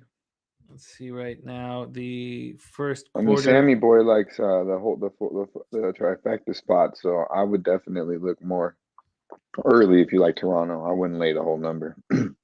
Minus 2.5. It moved from 2 to 2.5. Yeah, so that seems doable. Yeah, I'm interested in. We have Nut Flush Island looking at the Rockets team total under right now. All right, I'm interested in what you guys are doing, what you're laying down. I'm interested. Let's move on to, and by the way, Sacramento, Indiana, off the board now. Off the board. God fucking damn it, man. I hate the NBA right now, Jim. It's like, why can't these guys just play basketball? Just lace them up, man. Just lace them up. That's all. And on a day that we're calling it MJ Day, and these motherfuckers can't even suit up on today? Come on, man. Disrespectful. The NBA has become pretty difficult. Sometimes, like watching the Clippers-Bucks game, I'm like, this is just ugly basketball. And Kawhi taking all these deep jumpers, all these threes, missing them. Giannis stepping up from 3 and the Clippers bench laughing. Is this? And then he goes for 50 plus, and I'm like, he played bad. It's so. I mean, I already placed my Pacers bet first quarter, but I almost want to take it off the board. I need to get right on the show. This shit's pissing me off, man. You can take it off here. I can't take it off. I'm not gonna. I haven't bet officially, or at worse odds in the show too, at plus 115. But god damn it. But yeah, I don't think I want to make that official, Jim. Okay, that's off. And then maybe it'll work the other way and win, and I'll win in my account. But hey, I'll take it. Yeah, no, I hear you. The way it's going right now. But yeah, that is off. All right, let's roll on and look at Sammy Culmer saying he agrees with Siakam props. Oh God, this is just going to be a horrific. Sammy loves Toronto tonight. Yeah, dude, he's so. Oh, he is on that side of the border though too, right? He is. Yeah, probably. All All right, but now that the slap contest is being announced at the strip club. I think we're going to get I think it's going to boost. And also, not only that, these are the two things that we think are going to boost arrivals. The slap contest at the strip club and Peter Loshak is coming. I know a lot of people thought there's no way Loshak shows up. Loshak is coming to Pubba. All right, 8 p.m. Eastern, Orlando. I can't wait to hang with Pete at the bar, man. It's just man, I was, I don't care about seeing anybody famous, but when I first met Pete, I was just like, I saw him like working on the computer in the corner. Of course, there was a party going on, open bar, and he's just alone in the corner. And I was like, oh shit. And I just like hovered around him for like 2 hours. Let's get to work here. 8 p.m. Eastern, Orlando Magic 20-32, 7-19 on the road at Minnesota Timberwolves, 28-26, 19-11 at home at Target Center. Minneapolis, Minnesota, Orlando 2-3 over their past 5, playing at a pace at 99.90 possessions a game. Minnesota 4-1, playing at a pace of 100.32 possessions a game. Let's go into the line history here for this one. Magic T-Wolves. The Timberwolves opened up -4.5. That's exactly where they stand right now. No movement. Now, it did go to 5 for a while, but right now it's right where it started. Totals-wise, it's opened up at 229. It's now at 229.5. Gas Report says, I'm going to try the best to pull up you. We need all these guys, man. We really, it's so much fun when we're all hanging together. So, and we got the Southtown 101 as our like spot. Like it works. This Pubapalooza works. So, I just stay right there. No, I'll be good. Same if here, man. If I leave that area, it gets a little, fucked up for me. But if I stay right there, it's good. Oh, I'm with that too. How many peanut butter burgers am I going to eat is the question. And grilled cheeses. I'm hammered when I get to grilled cheese mode. I'm just like, I'm polluted, so polluted inside. But when I'm doing well, I'm a peanut butter burger man, I ate a lot of the chicken sandwiches. I ain't gonna lie. I had a lot of chicken sandwiches. The chicken's good. The food's really good there. All right, let's talk about the cash flow here. 7,362 tickets in. 44% of tickets are on the Magic and 91% of cash. Big bets coming in on the Orlando Magic. 73% tickets, 99% cash on the over. Orlando comes in off its third loss in 4 games, 105-94 at Philadelphia on Wednesday. They didn't shoot well. They were trying to beat Philly twice in Philly. I mean, that's extremely difficult task. First time since December 18th that they haven't hit triple digits. Wendell Carter Jr., Gary Harris returned from injuries, and they're a much improved team. 113.8 points per game with those two back in action. And they're 8-8 in 2023. Minnesota comes in off their 4th win in 5 games, 119-114 in overtime at home over Golden State. They're 12-5 in 2023. They've won 4 of 5. Russell goes for 29. Ant goes for 27. He scored at least 23 in his last 8 games. They're 6-2 over that period. And Naz Reid, 8 started the season with Rudy, a late scratch with the groin soreness. He went for 24 and 13. Take it away. You've done very well with the Magic this year. Are you going back to the well? Yeah, I am, Jim. I locked it in at 5.5, so we'll get the best number out there. I think this is, maybe a somewhat of a little bit of a letdown spot for Minnesota after an impressive comeback win in OT against the Warriors the other night. Minnesota has been playing better basketball, but I think Orlando's just a gritty team, and 5.5 is too many points here.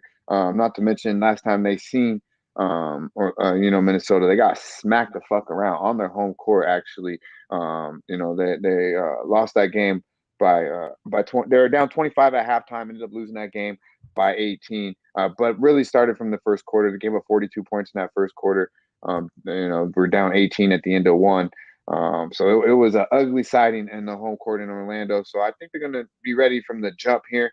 But I like full game simply because I do think a lot of energy was exerted against that Golden State Warriors team. D'Angelo Russell, shot out of his fucking mind, to be quite honest with you. Who knows if Rudy's going to play? Either way, give me Banchero, give me Bobo, give me these boys. All the guards are coming back. Markelle Fultz is playing some of the better basketball he's played in his career. It's good to see. They're deep though. They got guys that can put the ball in the bucket. A lot of guards coming back. Bench. I think they're a deeper team than Minnesota. And I think, simply 5.5 is too much in the spot where they're going to come to get it. Anthony Edwards did have 35 in that game back in November. He's been, he'd been looking like the old Anthony Edwards. The paint's freed up a little bit without Towns in there. And obviously with Rudy being in and out. So I'm not really mad at anything with Anthony Edwards' name on it, but I do think the Magic cover here and can win the basketball game. Prior to that ass whooping in November, they are 2-0 straight up the prior 2 meetings to that. And they are good in this situation. 5-0 ATS last 5 after not covering a game. 9-1 ATS last 10 following a loss.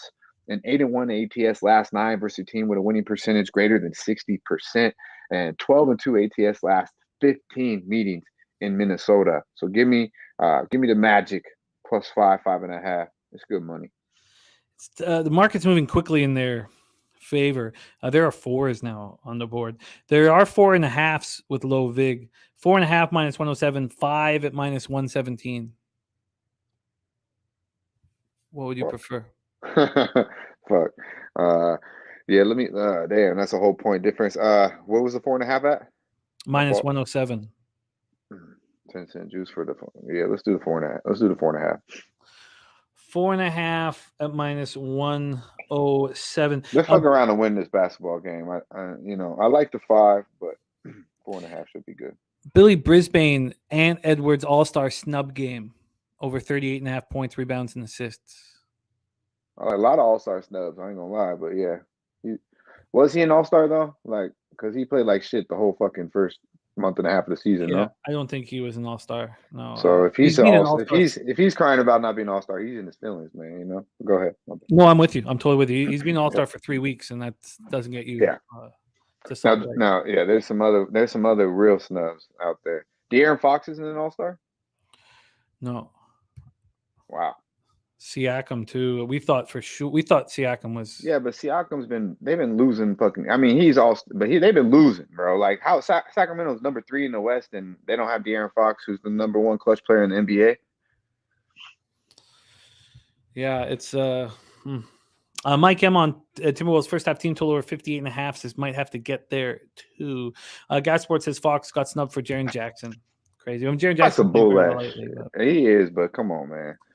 Minnesota, fucking Memphis lost 10 basketball games damn near in a row, and they're gonna fucking. But yeah, they still actually are pretty high up in the seeding. I was noticing how you lose that many basketball games and still be that high up in the West is pretty impressive. Mm-hmm. Brizzy saying that Ant was very livid on his IG story. Oh my god! Yeah, I can believe that. All right, let's roll on. Dutch has the Magic plus 4.5 minus 107, and I'm interested. We move on. Next spot on the board, AT&T Center, San Antonio, Texas, where we will be for UFC San Antonio. Philadelphia 76ers 33-17, 13-9 on the road at the Spurs, 14-38, 9-20 at home. Philadelphia 4-1 over the past 5, playing at a pace 99.5 possessions game. The Spurs 0-5, of course. They've lost 7 straight, but 0-5 over the past 5, playing at a very similar pace, 99.92 possessions a game. Going to the line history for this one, we have the Sixers opening up at 9.5. They're now minus 10. Total-wise, it's opened up at 235. It's now 234.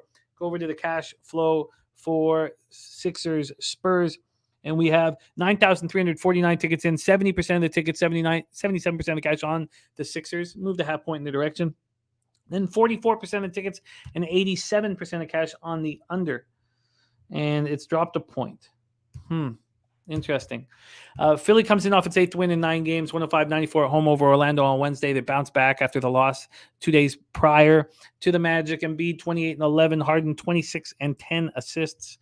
Harris 16, Maxey 10 off the bench. Spurs coming off their 7th straight loss, 119-109 at home over Sacramento on Wednesday. This game is the last at home for the Spurs before the rodeo road trip. So they're going to be playing 9 straight games on the road from February 6th to February 28th, and you can imagine that they'll lose all of them. They've lost 10 straight games on the road, and I did think about sitting back and starting with you'd have to start with a lot of money, more than I could probably afford to bet, but a little let it ride, fading the Spurs each day on the money line, but I just wouldn't grow fast enough. But it did cross my mind when I was thinking about how bad they are and what's going to happen on this long road trip. Malachi Branham, 22 points, Richardson 19, Poeltl 18 and 12, Keldon Johnson 18, Zach Collins 14, Trey Jones out, Jeremy Sohan lower back injury out as well. We don't know if they were out for their last game. It's not confirmed if they're going to be out here today. Take it away for us here, Dutch. Sixers Spurs. Yeah, man. Really nothing on this game. Mike M, though, with some good stats right there, though. 15-1 to the over and backing it up, too. So that's pretty That might be the way to go on this basketball game. But yeah, I have nothing on this game. Philly's bet on at home and laying 10 on the road. I'm not doing that, but I have no interest in San Antonio. Lee Davis, interesting question, says, is Embiid going to sit here? Is that a possibility? I mean, he could. He should. I mean, I don't want to say he should, but I mean, fuck. They don't need him to beat San Antonio. I just, yeah. I mean, he probably could sit here if you could get 10. Maybe now's the time if you think he sits 10 is enough for San Antonio. But I just don't see no reason to bet this basketball game. I mean, the 15-1 trend that Mike's talking about, the over might be the reason. Wow. Yeah, home teams on at least a 3-game losing streak are 15-1 to the over versus a non-conference opponent if they combine for less than 4 days of rest. Dan Clay says, I still say the most perplexing thing this NBA season is Spurs starting 5-2. All right.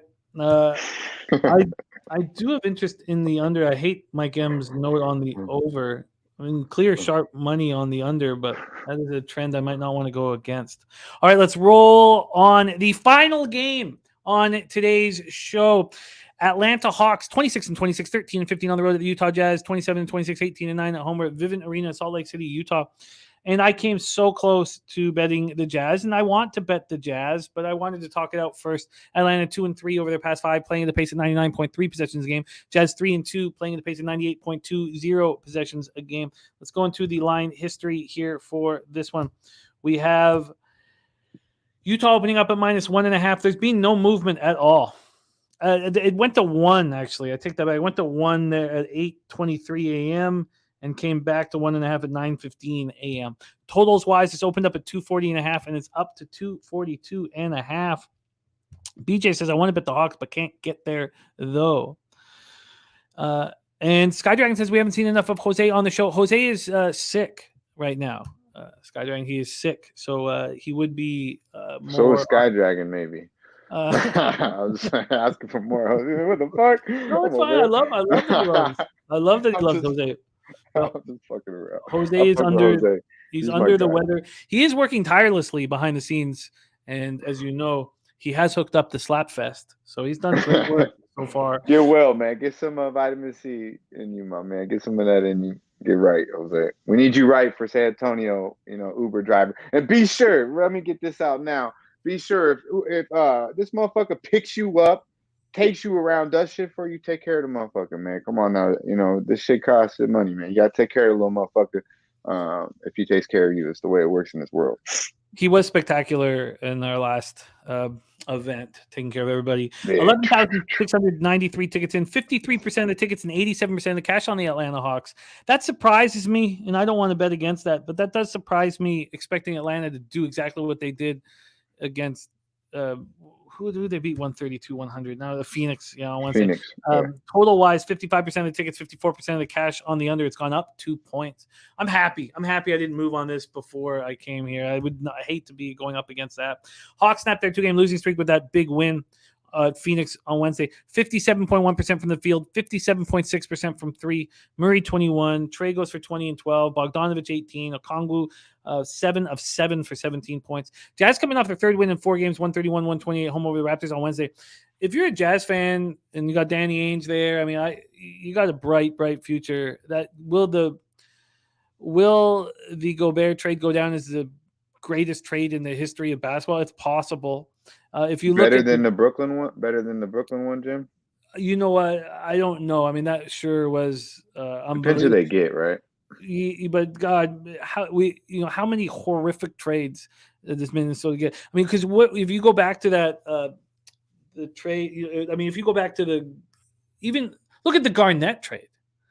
Look at the Garnett trade. What did Minnesota get back for Garnett? Nothing. Jefferson. Right. Yeah. That's it. I mean, Minnesota. That was Mikal, though, right? Wasn't that Mikal giving Boston a gift? Was that Mikal giving? I have to go. That's the only way I could think of. Like, he was in the Minnesota organization, wasn't he, back then? But maybe I smoke a lot, so that was a long time. But I love me some KG, and I thought, wow, they stole him. Kind of like the Pau Gasol to the LA trade. That was a gift too, right, from Memphis. And Jose said yes, it was Mikal. Yeah. That was shocking. But I mean, look at what we got for Vince Carter. I mean, it's just Yeah. it's wild when the Stars want to go that you lose all of your ability to trade them or get value from them. It's a tough market when But they stay there. it's also, Jim, how bad some of these teams draft. Like Well, it's just insane how bad some of these teams draft. it's nuts. It's wild. I mean, look at the Knicks. I mean, how horrific is that? Wow. Yeah, no, you're absolutely right. So, but when I enjoy watching the Jazz play basketball. Yeah. It's so much fun. I love Markkanen and Kessler.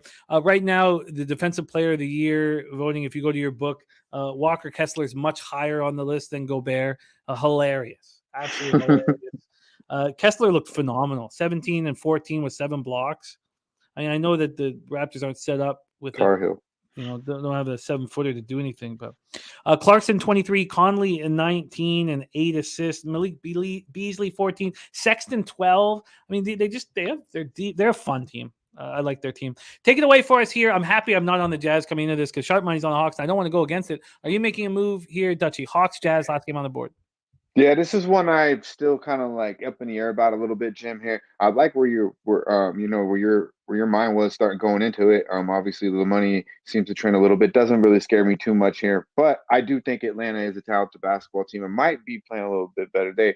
I never thought it would fit with Trey and Dejounte Murray, but at times I've seen it, and with Hunter and Capella being back now, they do have the talent, but with the trade rumors of JC, I'm not betting Atlanta on the road. Very impressive 32-point win against the Suns, but they have been very suspect, and Utah's had their way with Atlanta. It's kind of like, how do I not pull the trigger here with Utah, especially at the crib? They are 5-1 ATS last 6 games at the house, and they have beaten Atlanta 7 times in a row, I believe, 7 straight times, including a 6-point win in Atlanta already this year. So now you're giving me this low number at the crib. It seems extremely low. Maybe that's why I haven't pulled the trigger yet. It does seem pretty short here, maybe a little too easy. I do believe Utah has a nice home court advantage. They got shit to do out there in Utah, so they will be ready to rock and roll. For a basketball team that you said, if you're a basketball fan, I mean, they're fun to watch. They got guys that can simply put the ball in the bucket, and a lot of them, and they share the ball. I wonder from a paint perspective, do they have anyone to protect their paint from a defensive perspective? Not really, but they got guys that can simply just score all over the place. So I like Utah here. I do. They've had their way as well. Against these boys, against the number. As I said, they've won 7 straight. They are the Hawks are 0-5 ATS last 5 meetings overall, and 1-4 ATS last 5 in Utah. I definitely think the Jazz would be the look here.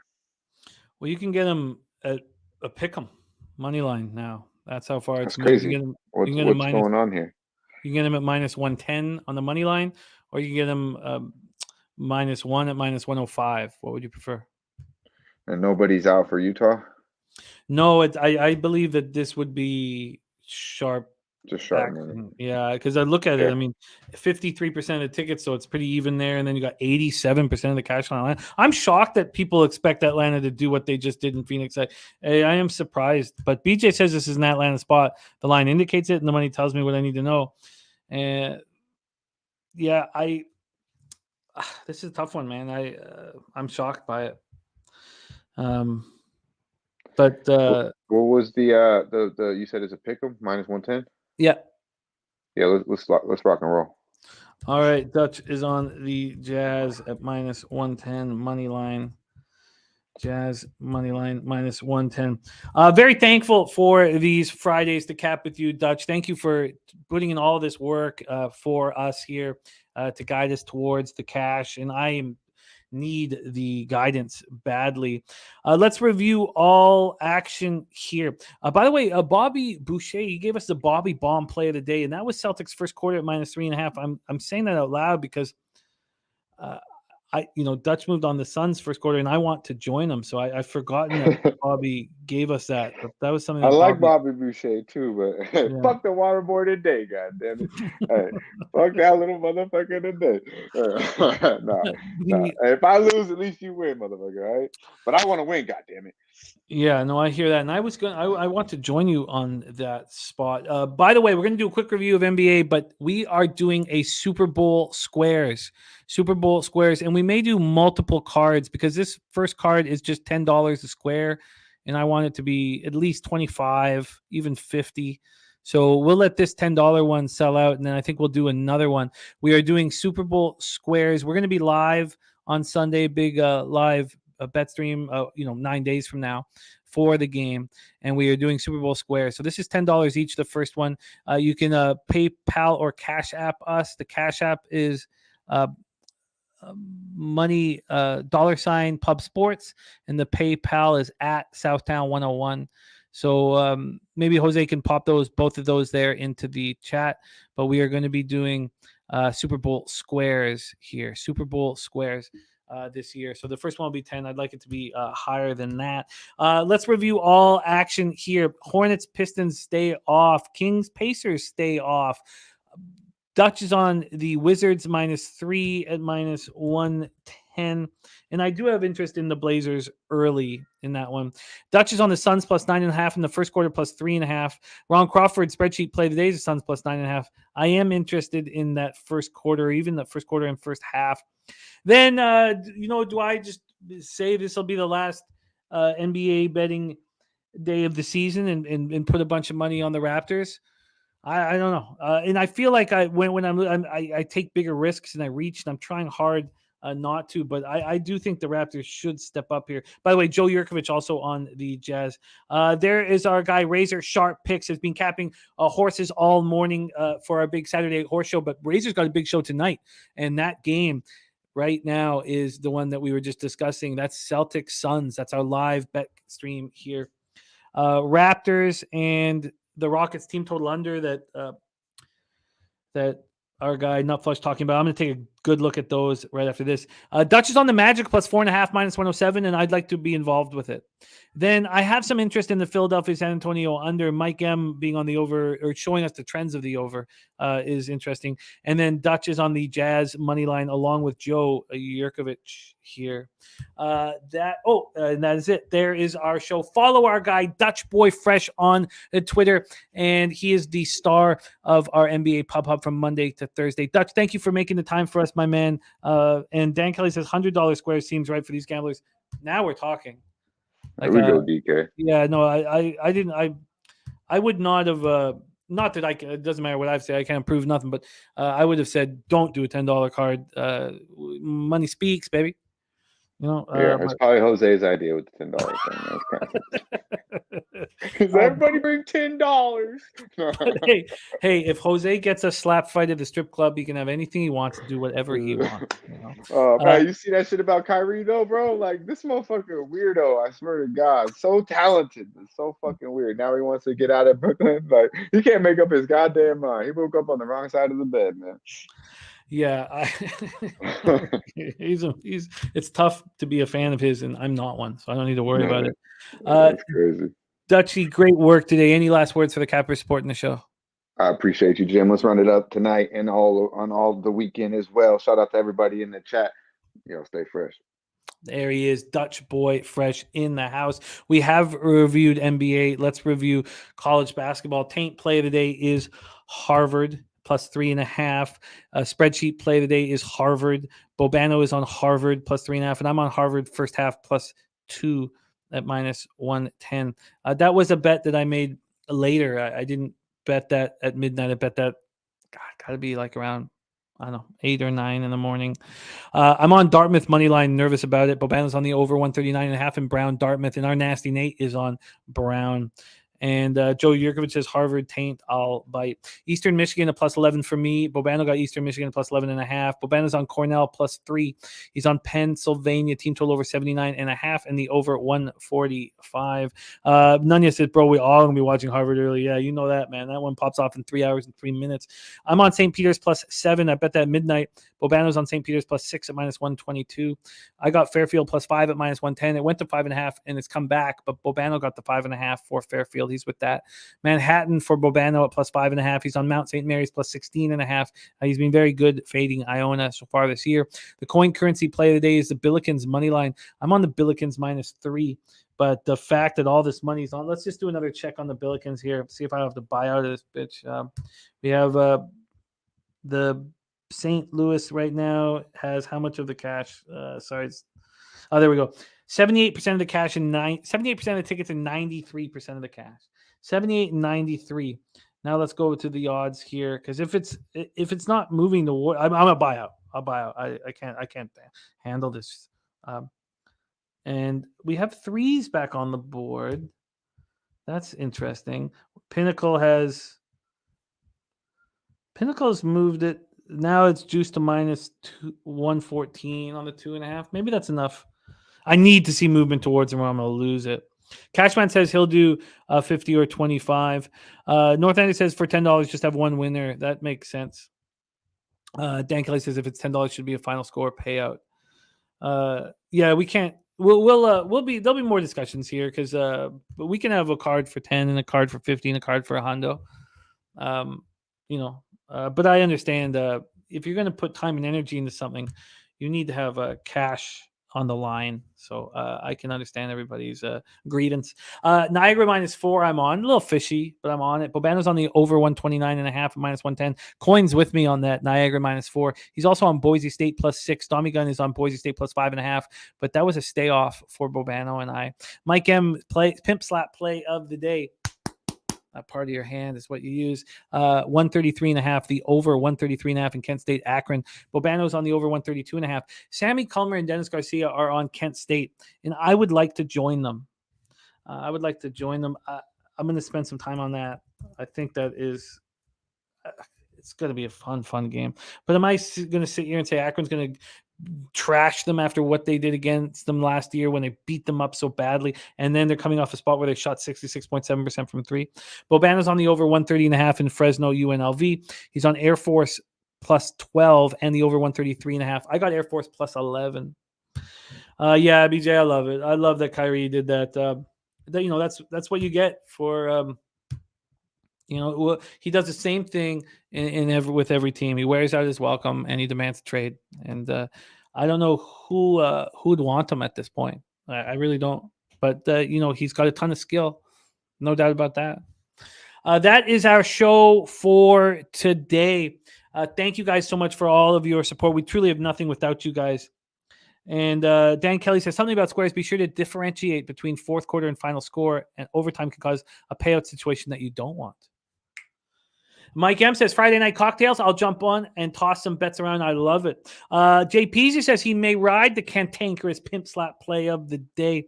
Shout out to all you guys. JPZ, Mike M, Dan Kelly, BJ, Razor, Rance, North Ender, Nunya, Cashman 19, Chris Brady, Damon Santore, Joe Yurkovich, Nunya, Viper. What a great group. Sky Dragon, Quinnipiac, Lee Davis, LJ. Thank you guys. Brian Watson, Billy Friedrich. What a fun weekend we have ahead of us. We have the big live bet stream tonight, but we have big shows coming up. We have NBA Pub Hub at 4 p.m. Eastern. We also have The Good, the Bad, and the Money from Sharpie, Billy Brisbane, and Big Show. That's at 3:30 p.m. Eastern. That's Super Bowl player props. 4 p.m. we have NBA Pub Up. 5 p.m. we have Net Profit NCAA basketball show. 7:15 p.m. we have the Suns Celtics live bet stream. Then Saturday morning we have NCAA Pub Hub, which rolls into the fucking horses, baby. Jose, can you pop up the horses one more time? Because unfortunately, the Slap Fest has become the most exciting thing on everybody's mind. This was supposed to be the most exciting thing on everybody's mind. A day at the races tomorrow. Sadly, Aqueduct is shut down because of frigid temperatures, which makes it easier for me because I cut a track out, because I will definitely have Gulfstream, Oaklawn, and Santa Anita capped. Definitely. And then the question is, do you add Tampa Bay Downs? I'm going to add them early, at least until Oaklawn opens up. And then I want to get to Golden Gate, but I've told my family that I need to focus solely on horses now and to leave me alone. But that's sometimes the 2-year-old and the 5-year-old, they just don't listen. They just don't listen to that. I love you guys. Thank you guys for your support. Jose, sick and still doing just such a tremendous job producing the show. Thank you, Jose. Let's go out there and get that cash now. Let's go out there. I need a big Friday. I gave too much money back from my spectacular Sunday, and I don't know what I'm going to do in NBA now. I think I'll just go be alone in the dark and make some decisions here because it's just been a tough week for me in NBA when I needed a turnaround spot. Let's go out there and get that cash. Thank you guys for watching. Have an incredible weekend, and may your pockets fatten. Leche! Hey, Los bookmakers, milk that shit.